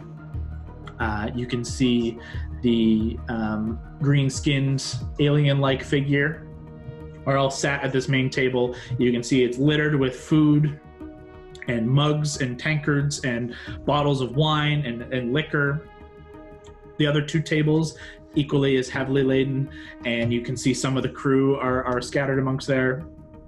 You do note another figure. You don't see the skeletal figure. You do note one other interesting looking figure is kind of bending over and speaking in a hushed tone to Syrah at the moment. She this dark brown skinned male human looking figure, long black dreadlocks that are kind of tied back up and around beneath kind of a deep blue bandana that kind of trail down mid back. He's wearing these kind of long flowing clothes. It seems comfortable and tied around the waist with a tight belt of leather. He's kind of chatting with her briefly and kind of sends a look your way that is not exactly welcoming, but chats with her nonetheless. But as you enter, Gambino gestures with a tankard raised high and says, "Welcome to the Dreadnought." You can see he's kind of in his cups a little as he's kind of tottering back and forth. and kind of struggles to get up and says, "My home is your home. My drink is yours. The food, eat. Be merry. We will speak after." And he kind of returns to his drinking and shoveling food in his face. Thank you, Captain. What do you guys do? I will move to the drink table and just look at it. Just like looking for something, but terrified of being poisoned. So just trying to, yeah. I'll just grab a cup, but probably not drink. Just grab a cup. Okay. I'll just try and put on a happy face, move over to Lavender, and be just lean in with a smile and be like, if this goes bad, grab as many people as you can and dimension door out of here over the water. and I'll walk away. I'd like to walk up to the chairwoman. Mm-hmm. You get slowly closer and kind of peer your head around as you've come in a little bit, and you can see a black-skinned drow-looking figure, kind of thin pointed ears, not full long pointed ears, more similar to your own, this kind of half point. She is difficult to make out because as you kind of peer in from the inside of this rounded chair, you see she's kind of has this almost helmet over top of the 3/4 of her face, and you just see it's kind of sat over top of her helmet, and you see this chain attached to the chair above, and you don't see her eyes, you don't see her moving, you see her hands perfectly still on either side, and she seems not to say or do anything as she's sitting there.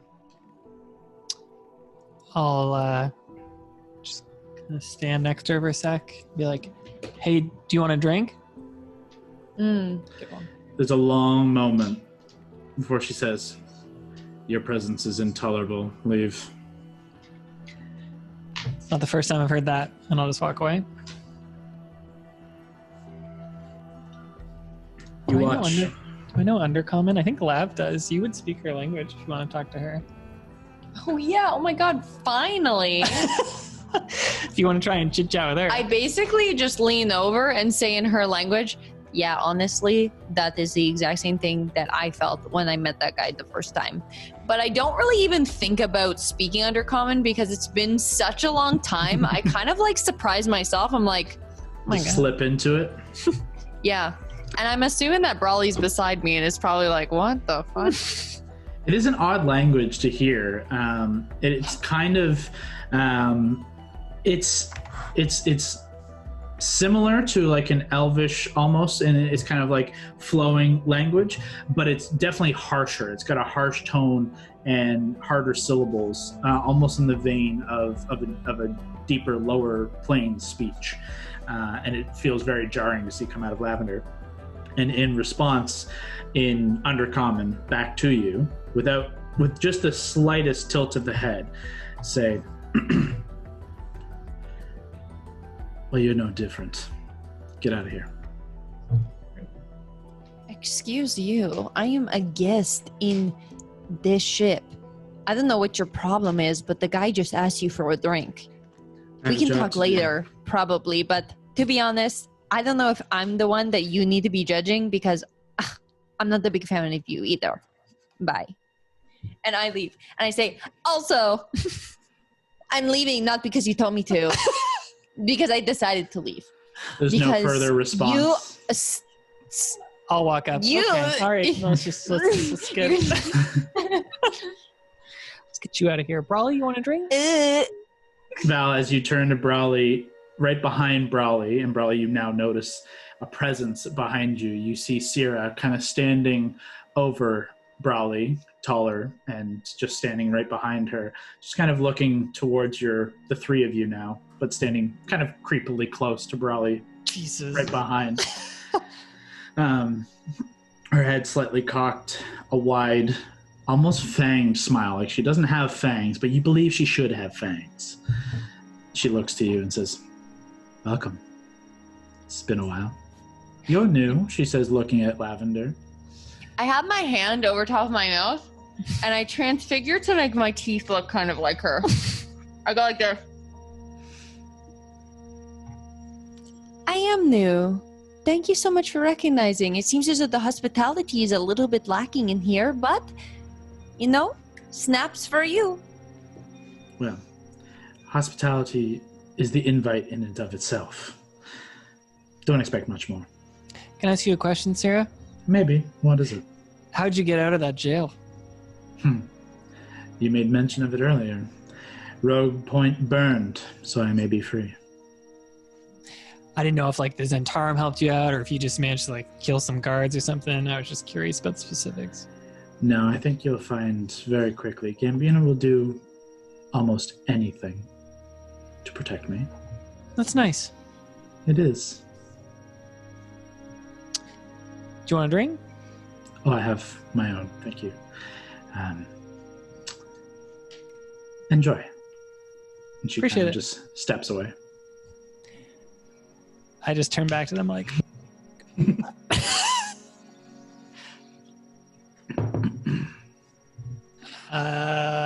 let's look at Gord. What's Gord doing right now? What are you doing right now? Standing quietly in the corner, watching. That's perfect. Oh my god. Are you holding a drink? Do you even drink anymore? Do you eat food? Do you need nourishment? Smoking a pipe. Underneath the helm? Yeah. Shoving it up. Dope. Lift it up a bit. I like it. Gord, as you're off on the side, you see, as you're smoking, you see the alien-like figure as you're kind of leaning up with one arm, smoking your pipe, leaning against the one side. You see the alien guy come over towards you. And he kind of leans beside you. And he's a little bit taller than you, but you're pretty tall yourself. And he kind of gestures and asks you, mind if I have some? I don't say anything, I just hand him the pipe. He nods, though, takes it, and just smokes alongside you for a time. Just hands it back. Cool. And just quietly, the two of you share a pipe, blowing smoke rings. But he says nothing more than just to share your pipe with you. Can I try and deduce how this ship works? Maybe make my way to that console of glowing lights and just try and understand what that's all about?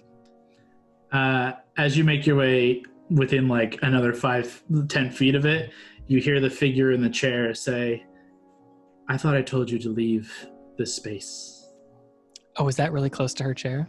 Yeah, it's like 5 feet away. Oh, I pictured it farther away. Sorry. I'll just be like, oh, sorry. Yep, sorry. I'll just keep walking. Yeah, it's like the console is here. There's like 5-10 feet, chair.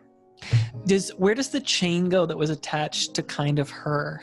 It goes like straight up. Like if the chair goes up and around, it goes like right here. Okay. Cool. Sorry. Yeah, cool. I think In a brief look, you see no wheel, nothing you would normally assume to have anything to do with a ship. This looks alien. I think I'll just start making my way towards Gambino then. Is he talking to anyone, chatting with anyone, just drinking? He was speaking with this dark-skinned figure in robes who finished speaking with Syrah. She seemed to come over to you. He started talking with him. But as you begin to make your way over, doors on the left side of the ship open. Pardon me. And you see the skeleton figure with 2 large platters of meat in one hand, and you just see like a big fucking pile of potatoes and like in various different styles, and he just like slides one across both platters across in front of Gambino, and Gambino just like starts clapping and just gets everyone like kind of to clap for the skeleton figure, and the skeleton just kind of bows and bows, waves, grabs like a turkey leg and heads over to a corner and starts chomping into it, and it just like falls through onto the floor. I pivot from Gambino towards that skeleton guy. Looks like a delicious spread. Did you make this? I am the cook. Oh, pleasure to meet you. I'm Valentine. What's your name, friend? Nice to meet you. I'm Cook. Cook. Cool. Oh my god. Yeah. Cool, man. That's cool. Did you try some? I honestly, I just wanted to talk to the cook first before I had some. So. Well, go on, dig in. It's very good. We got it from a place far away. How do you know it's good? Well, I'm He's the eating cook. it. He's enjoying. He's the cook. No offense, but like... Let's go try some. Let's go try some. I look to make sure other people are eating it. Is anyone else eating it? Yeah, you see like other people grabbing like a platter and a handful or whatever. It's not... You see no utensils is one thing you note, which probably grosses you out. Yeah, it does. I am not going to eat anything here except germaphobe. But I'll just like take a plate and put one on and just carry it around. Okay. You notice it looks like a chicken, but not. I don't know. It's far away. That's weird. Where could this You be? How old is that going to be? Yeah. The other remaining leg on one of these birds has like talons on it that are still on it. God, I hope that isn't Keith as an owl. That'd be so upsetting. They would have cooked it really quick, though. Can you imagine that's the cliffhanger tonight? Oof, wow. Oh! He'd throw down. That's for another episode. I'll start making my way towards Gambino. I'll wait for a moment when Gambino's not talking to someone. I mean, there doesn't seem to be much of a moment where he's not talking or talking to somebody. He's just kind of like, well, in his cups, just having holding court in his home, in his ship. But you can jump in whenever. I'll just try and move close then, pretending to join this conversation. Not pretending, just like now ready to engage when he's talking. While you do that, where are the rest of the party? Just so I know where everyone's at. Mary, Lavender has kind of been sliding along with Valentine. If you want to continue that trend, let me know. Allie and Mary, where are you guys at?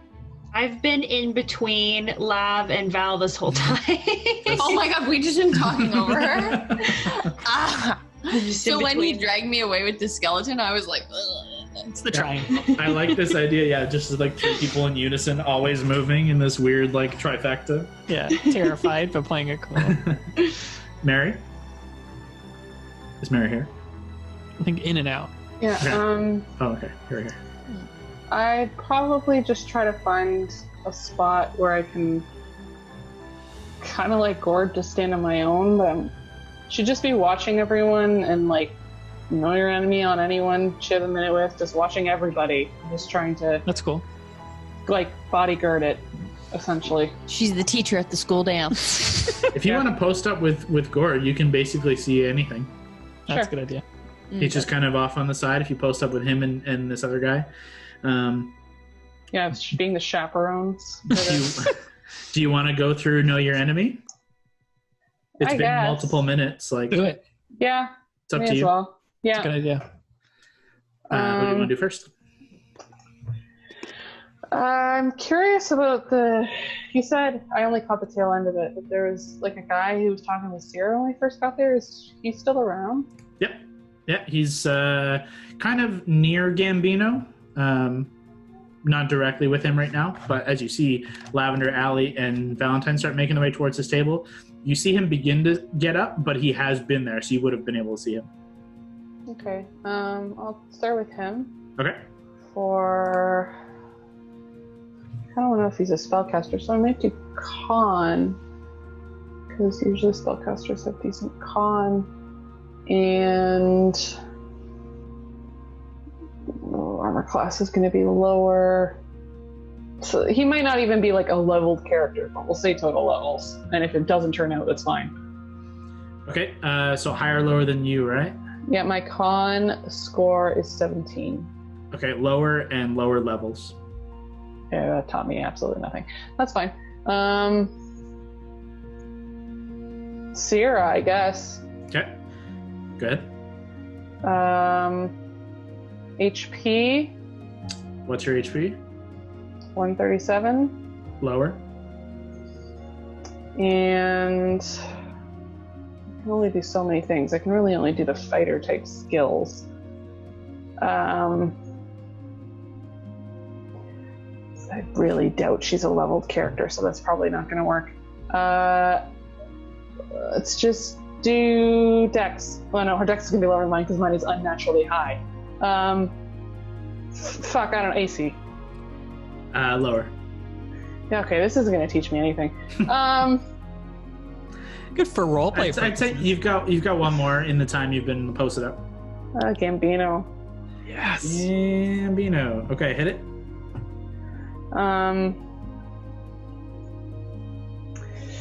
All my scores are pretty good. We'll do con again. So my con level is 17. Lower. Okay, and I'll try total levels, and if it doesn't work again, that's fine. I wouldn't count total levels. Okay. Well, that's fine. No. Higher. Okay, that's what I thought. Yeah. But yeah, just basically trying to keep an eye on everybody and try to get a beat on as many people in the room. That's it. Again, yeah, like Scott said, it's kind of more for RP purposes. Yeah, Gambino's kind of so far the only one that you of the ones that you focused on. One, he is kind of the main focus of the whole situation, right? So you give him the most attention, and you can tell he's pretty hardy despite his stature. He has weathered many different fights and storms, and he's been through a lot, and seemingly commands quite a force here, and has amassed a fair amount of adventure and wealth in and of its, at least its seeming wealth. He's seen a lot, and you can tell over that adventuring career, he shows himself as one who is both very sure of himself, but very physically sure of himself. He is seemingly at all times ready for a fight in much the way you are. He is seemingly ready to has his mind, despite how he portrays himself, has his mind always thinking in a similar way as you. You can recognize the same, despite the fact that he's putting on the show and he's part of he's beat you in that aspect where he can do what you're doing while also doing what Valentine can do. Again, we might not have time for this, but my next step would be I'm just going to try to watch Gambino and see if he's as drunk as he's pretending over the next however much time once he starts talking to people, but obviously we don't have to do that now. What I'll let you do is do an insight check and just keep the number, roll it whenever, but we'll go for as Scott, Amanda, and Alana move their way into commune with him. You can watch as he goes through this interaction to see if it's true or not as you guys approach. I'll look for an opportunity to ask a question. He starts drinking. I don't mean for this to be rude. I hope it doesn't come off this way, but where the hell do you get one of these ships? Well, you gotta get a fair ways away from here. Kind of burps and pardon me.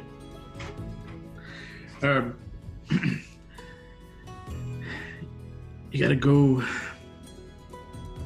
to the realm between realms. Oh my God. To the place between everything, every fiber of your being. Jesus. The realm of thought and dream, a sea as far as the eye can see. That's You what we seem gotta- really cool. But she says this in Undercommon to gauge whether he speaks it too. That sounds really cool. We should go there. I don't think that this is a place that you can just go. I think it's people who are like this who go there. I'd Do say you it's not think that- without its dangers. Mm, We did have to kill a man or two. kill a man Or two. Well, or two. he caught me there. Not necessarily a man. What was it? Was it our dinner tonight? Never seen that before. Tasted good though. No, we're not eating them. Too rubbery. Good. That seems too peppery. Rubbery. Oh, rubbery. You ever have calamari? It's like that. Yeah. No good. No good. Never heard of it. You ever fought a mind flare before? Speaking of calamari. Those things. Good one. Are gross. Yeah, Those they things are gross. suck. They suck. Yeah, killed a number of them in my day. Not good. Good Jesus. times. Well, everyone had enough. He kind of shouts out to the group. And they all just, aye. Aye. And they say, cook! Clear the food. Bring out the wine. I thought they did bring up the wine. Oh, that was our dinner wine. This Oh. is the after dinner wine. Great. That was just the dinner wine. I heard him. Mary, what'd you roll? Natural 20. Mm. So 31. Not quite as drunk as he's letting on, but drunk. Okay. Playing it up a touch, or maybe it's part of his kind of his air, but not quite. He's a little bit more with it than he may appear. Yeah, putting on a bit of a show. A little bit. So how do you get command over all of these people? I've always been a solo traveler, and I've been working on my people skills a little bit. Your captain, she could use a little bit of work on that side, but Hold your ho. I like the way She's that you not the grew. cap. I'm the captain. Oh, yeah. Sorry, I don't know this language very well. I usually speak, and I start speaking in Undercommon. I'll forgive you. And he replies in Undercommon, but then continues in Common. Says, that's Raven, our quartermaster. Or navigator. But yes, I am the captain. And to answer your question, Was the captain. Wait for this question. how do you command such a legion? Mostly through fear. Yeah. It's mostly through fear. The fear. Yeah. You know, you don't have a whole lot of people fighting back when you'll cut their fingers off, or cut out an eye, or tongue, or throw them overboard in the astral sea, or eat them, you know, whatever. Yeah, you're very good at knives. I like that. I'm not so bad. See that? She's good with a knife. She's very beautiful. Indeed. When we get this new wine, when Chef comes back, Cook comes back, do you want to talk about game plan, or you want to just have a good night? I think it's one and the same, don't you think? Yeah, if you're down, we're down. That was the intent of the invitation. I hope you had enough to eat, though. I noticed your two friends in the corner there haven't moved since they got here. No, they're that type, you know, the strong silent type. Kind of like your like tall alien looking friend. Yeah, Sen. Well, he's been there the whole time that they've been there too. So I mean, it's pretty much exactly here. I laugh. Laughing is nice. In terms of a game plan, we know the Vow is showing up. The doors split open, and you see Cook has like magically floating before him. Sick. You see about 8 bottles of wine and about maybe 6 more bottles of kind of a rounded bottle of a dark brown liquor. And they all just kind of Cook! Hey. And he grabs one of the darker bottles and just good. Just spills everywhere. I love it. Yeah, when we were walking back with that, when is it, a Lindarin? I never get them straight with that elf guy. He said that he got wind that the Vow were coming up through the southwest or something like that, through the Underdark. Yeah, so what our tiefling friend told us, they're making their way through the Underdark, coming up through where the Venya elves reside, over in the Twilight Mountains. They'll make their way up, probably wreak a whole lot of hell over there, and then make their way across the plains to here. Now, I leave this in your hands. This is your game, friend. We're here. We had no intent of fighting them. We were planning on making our way in and snatching us up a scythe. If we had to shoot our way out, then that's the way it goes, but had no intent of taking on a whole force. They seem to be bringing an army of some kind. Now, I don't necessarily take on armies single-handedly. Not that we can't. But it puts us in a fair amount of risk. We may be lovers and fighters, but may not be as dumb as I look. You don't look dumb. I've seen some dumb people. Tell you about one I knew one day. Oh, what a fucking idiot. I say nothing.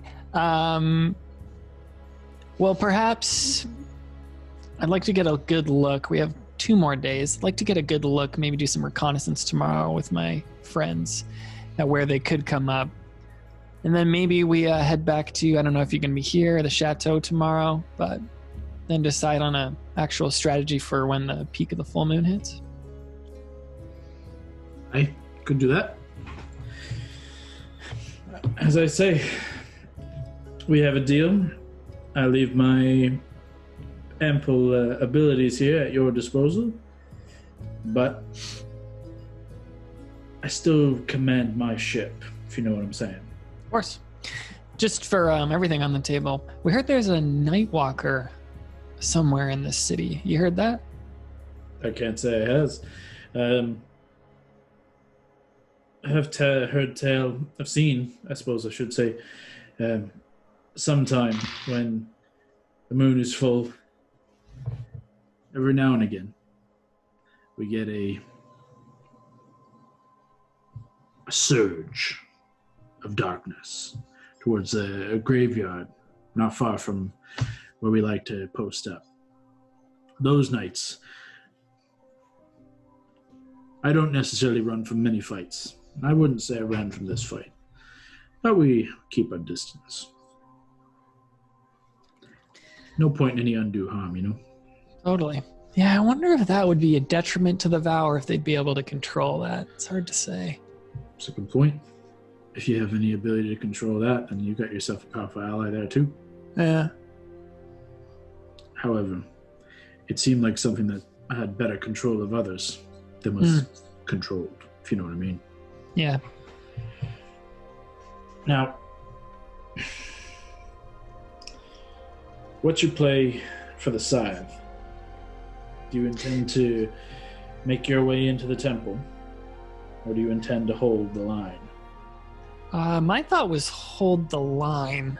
I just wanted to stop any Vow from getting in. So, speaking to my part of the plan, I want that scythe. We want that scythe. Yeah. If we make a deal here, you hold the line, we push in and get the scythe.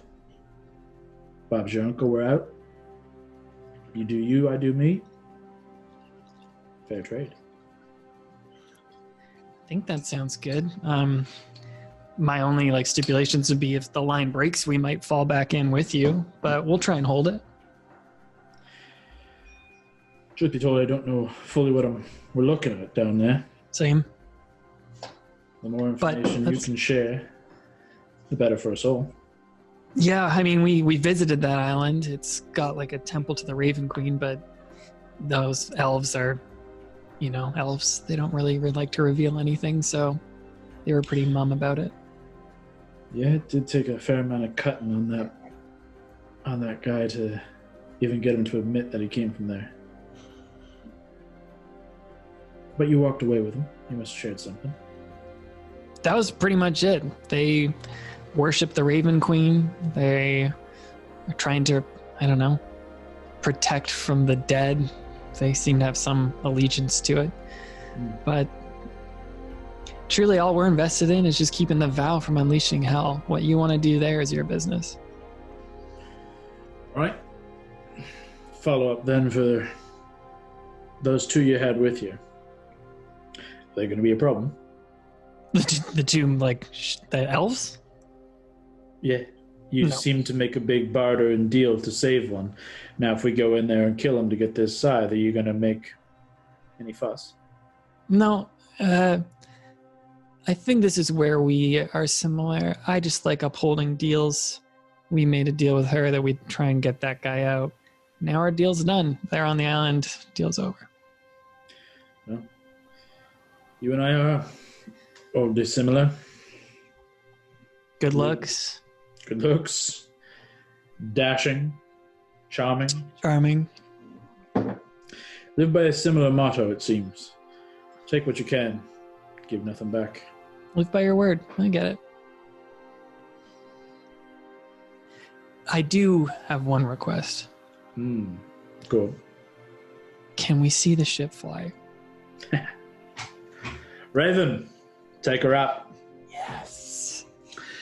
Immediately, Raven. you feel the kind of ship just... You hear this faint...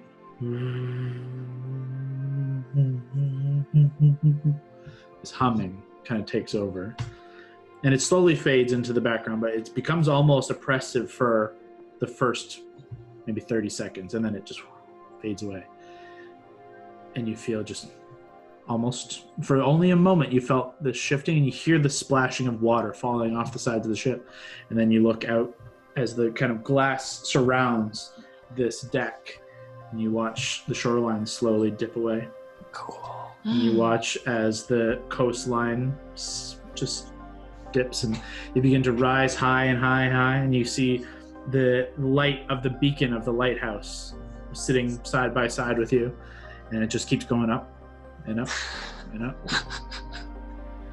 I go to the window because I just want to like peer out. I'm just loving it. It's a spectacular sight. It's very cool. Quick question. Mhm, Sorry. good. How far away were we when we dropped off Hondo? Hondo dropped off about, we'll say you guys were a couple minutes shy of the ship. Maybe, I don't know, 1,000 feet. Too far for Earring then.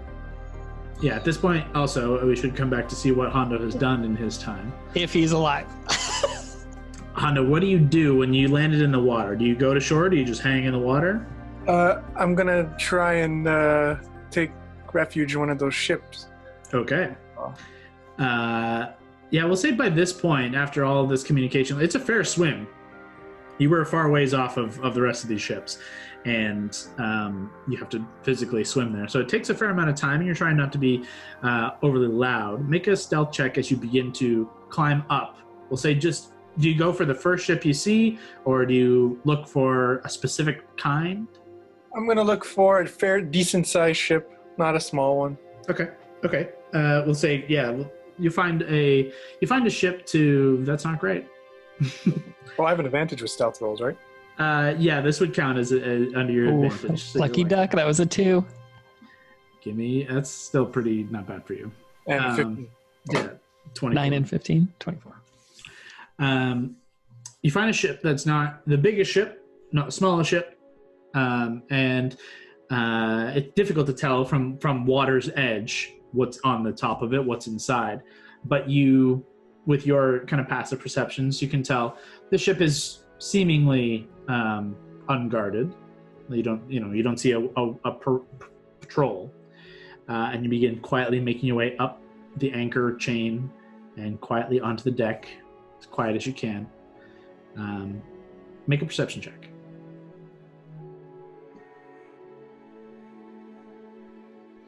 That's a 3.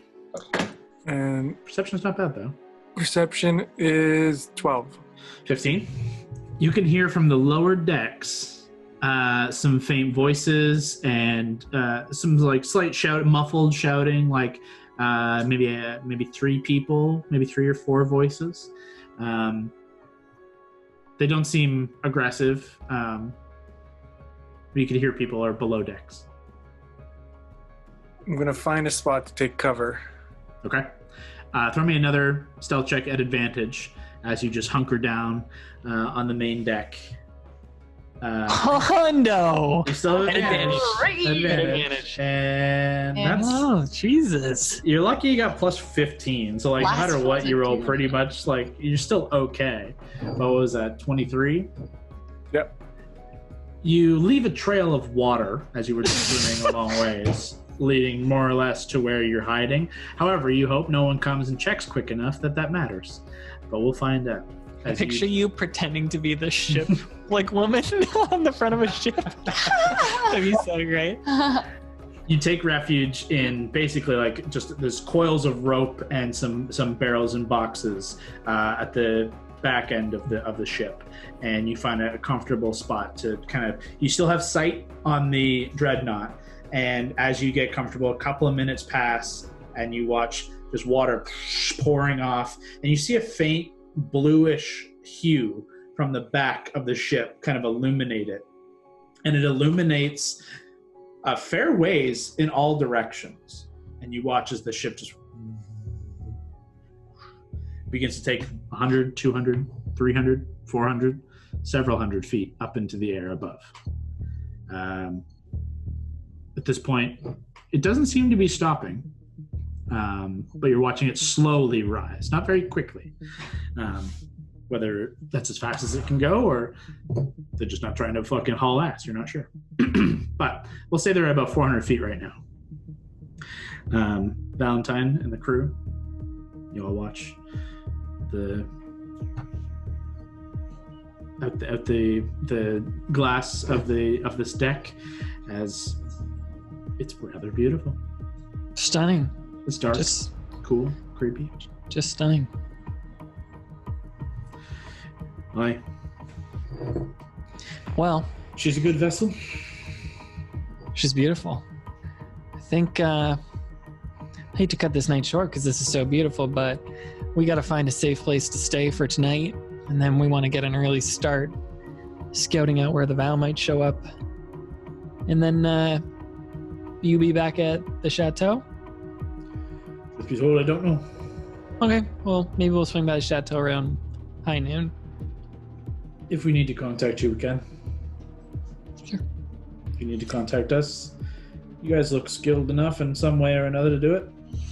We'll find a pirate. Ask for the best pirate around. Leave it in your hands. Where do you want to be dropped off? I don't know. It's kind of so cool up here. I was thinking we could just take how we got here. We kind of flew here too. We could just kind of jump out and from up here get as far away as we can. Sure. Before you go, why'd you go for the gem? Why did we go for the gem? Yeah, the first time. You fought Syrah. With Syrah? Yeah. What did you want with it? I don't even remember.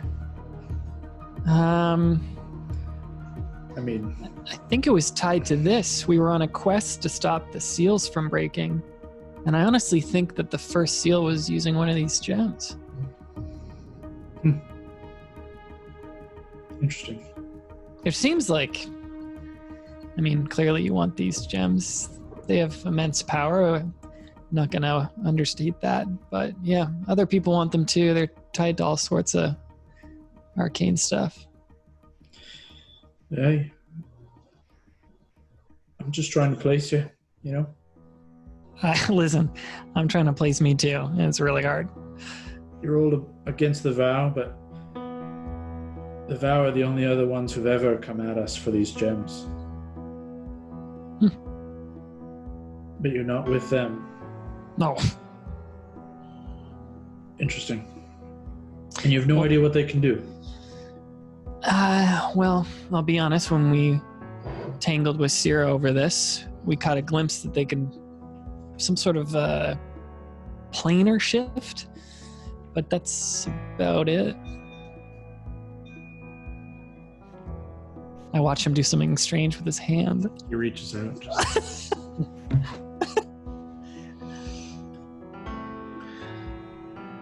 Interesting. Can I ask you a question? Sure. You're not trying to unleash the 10th layer of hell, are you? Because that would be really upsetting. It'd be really awkward, wouldn't it? That'd be so upsetting. No. Okay, great. I can safely say we have no interest in any of the Nine Hills. No interest in... Certainly not in Asmodeus. Certainly not in the Vow.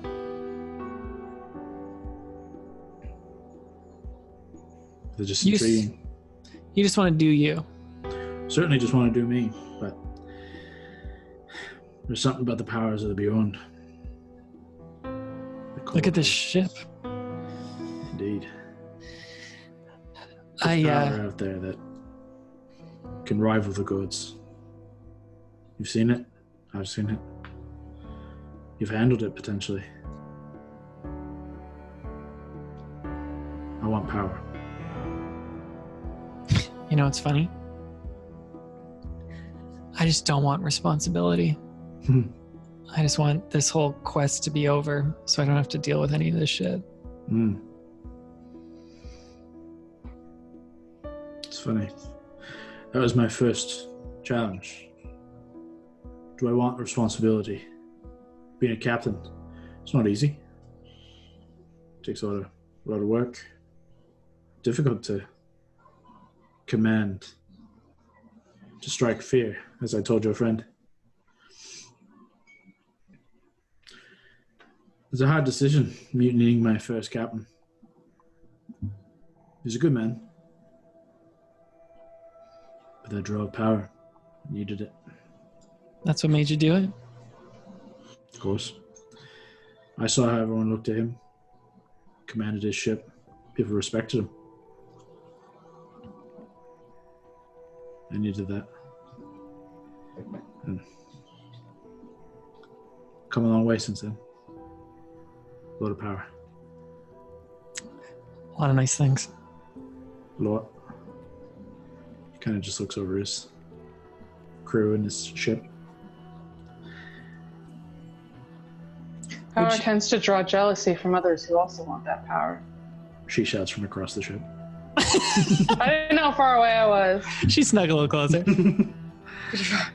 I didn't realize how big the room was. It's okay. There's no map. I never explicitly said. He looks with a cocked eye towards you and says, "Hi. I've had many an enemy." Keeps it fun. Has anyone ever offered to write a book about you, about your tales? Cook did once. Oh, really? God, I love this guy, Cook. I think he's working on a manuscript, but truth be told, we met a publisher once that killed him. It was a whole thing. Oh, I'm sorry to hear that. He was a dick.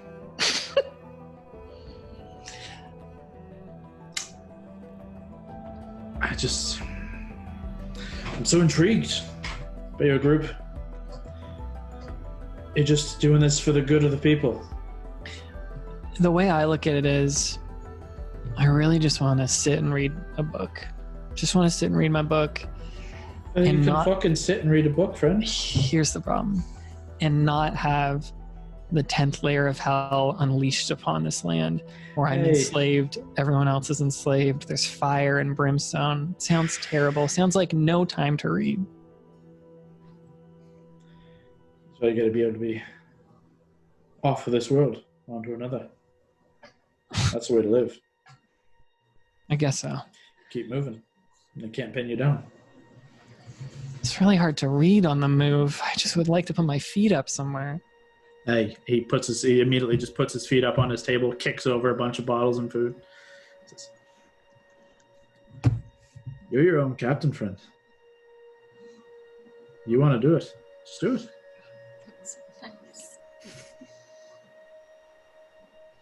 I appreciate you sharing this stuff. It's helpful. It's odd to see myself in someone else. I think you lack a bit of the hardness, a bit of the edge. Definitely. I'd probably kill you in another life, but Probably. there's a weird similarity. He kind of looks over the group. Even a similarity in the rest of you. I see a lot of each of you in my own crew. Uncanny. It'll be a real shame if we have to kill you. I really don't want to. I don't want to either. So, we keep to our deal. Deal. You hold the line. You fight back the vow. We go in and get this staff, keep it away from them, take it for ourselves. No seals broken there? Clarification. Wait. When we're holding the line, I was hoping you would help with, I don't know, with the robots or the crew, somewhere we could drink. Okay, good. Sure. When I say we go in and get the scythe, it'll be a select few. Okay, great. Yeah, that sounds great. The dreadnought will be bringing the thunder. Oh, fuck, I can't wait to see that. It's pretty cool. If we make it out of this alive, and I would really like to, I would love to just maybe hear how you got to the dealership where you got this, because we would love Dealership. We would love to get one. One day maybe. Sounds good. Now, we're gonna drink a whole lot more. Yeah, we got to get out of here before the drinks start flowing, because... Can I ask you a quick question? Of course. Have you ever been to a land that seemed just like it was, I don't know, like a dream? Like it sounds like you've been to so many different planes. Have you ever been to a land where it seems like a dream and it's like clouds and then there's like butterflies everywhere and there's bubbles and it's just so beautiful? And it seems as though that you have passed on to another life, but maybe it's just a different plane? Well, you started out making sense and then it just trailed into nonsense. You know, the plane of dreams, the astral sea. That's something there, but what you're talking about is that's something else. That's something beyond. The astral sea. Okay. Sounds like a load of fucking chaos. Sounds like fun. Chaos. Yeah. She quickly writes that down in her journal. Thank you very much. I got to go think about some things. And then she goes to Brawley and she's like, have you ever heard of this? Do you think that this could be a thing? I'm sure. And she's like, okay. And she just literally needed reassurance, no actual real form of thought. So she starts drawing things in her book. Captain, thank you for having us. I'm going to get my crew and get out of here. Yeah, you got your hands full, mate. Oh, God. Yeah, thanks. Good luck. Thank Cook for the food. Cook! I'll pass on your thanks. Now, I forget. You be needing mess tomorrow, or not till the full moon? We were gonna do some recon, and then if we have more of a game plan, thinking maybe we send you a message, drop by the chateau, tell someone, just so you could organize. Oh yeah. I think that fits. We got a little business to attend to. Nothing crazy. Some prep. Sure. And yeah, we'll be ready for the full moon. We'll say that. Sounds great. You need anything? Let us know. Same.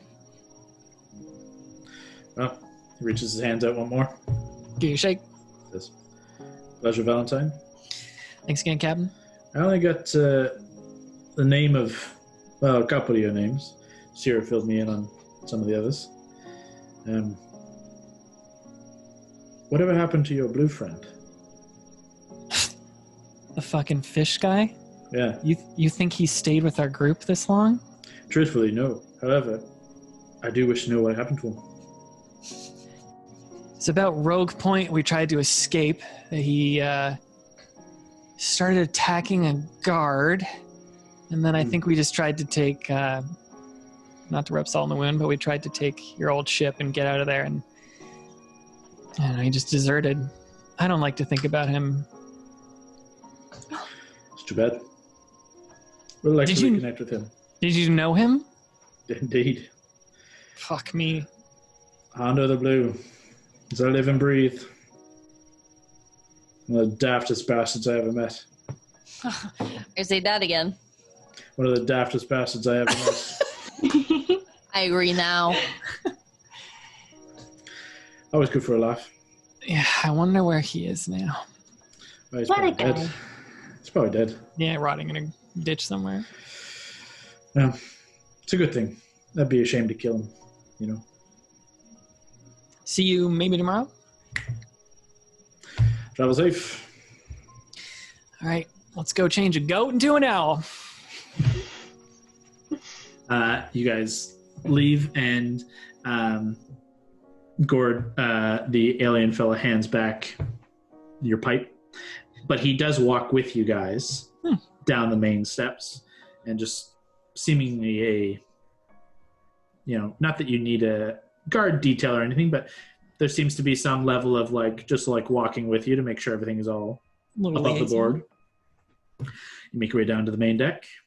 You see Keith. You see a Pegasus. And you do see 6 armored individuals kind of standing around them in a vague semicircle, about 15 feet back, just kind of immobile, just watching.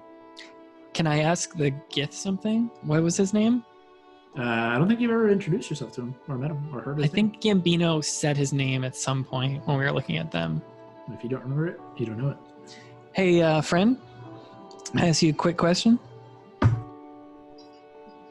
Did these armored fellas come with the ship? No, only I did. But picked them up along the way. Here or in a different plane? Truth be told, I don't know. I don't know where we were. A big battle was the whole thing. All right, respect, I get it. Thanks for having us. Your ship is beautiful. Yeah, thanks, I guess. Do you keep this thing running like it's your ship? I'm the boss. It's boats and barrels? You do Nope. barrels? Oh. Well, I guess sometimes. There's not so much need of barrels up here. Yeah. Anyways, goodbye. He just turns, gives like a big heavy pat onto Gord's shoulder, goes, and then walks back up the way he came. I will just look at my friends and be like, let's get out of here. Okay. I'll Look over the edge of the ship. You guys are about 600, 700, maybe more. Let's get off and then talk about what we're going to do. Okay.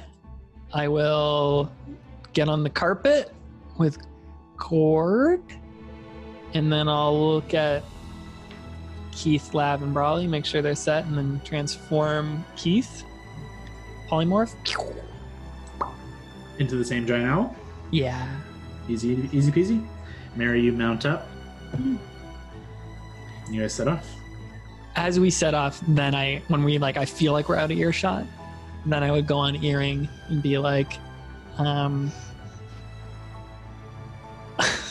even use his fucking code name, Raymond Morales, because it's so fucking dumb. Mary, you're the quickest. Maybe you should see what Royman's up to. Royman. That's a literal name he used earlier in this game. Yeah. He went to hell and his code name was Royman Morales. I don't even think he changed the last name. I think it's the same name. Literally the same. My name is Roymond. That's what the voice sounded like. Yeah. Mary, you here? Yeah.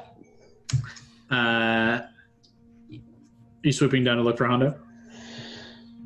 Yeah, I'll God, yeah, I can't. It's pretty dark, you said, right? And there's fog everywhere. Yeah.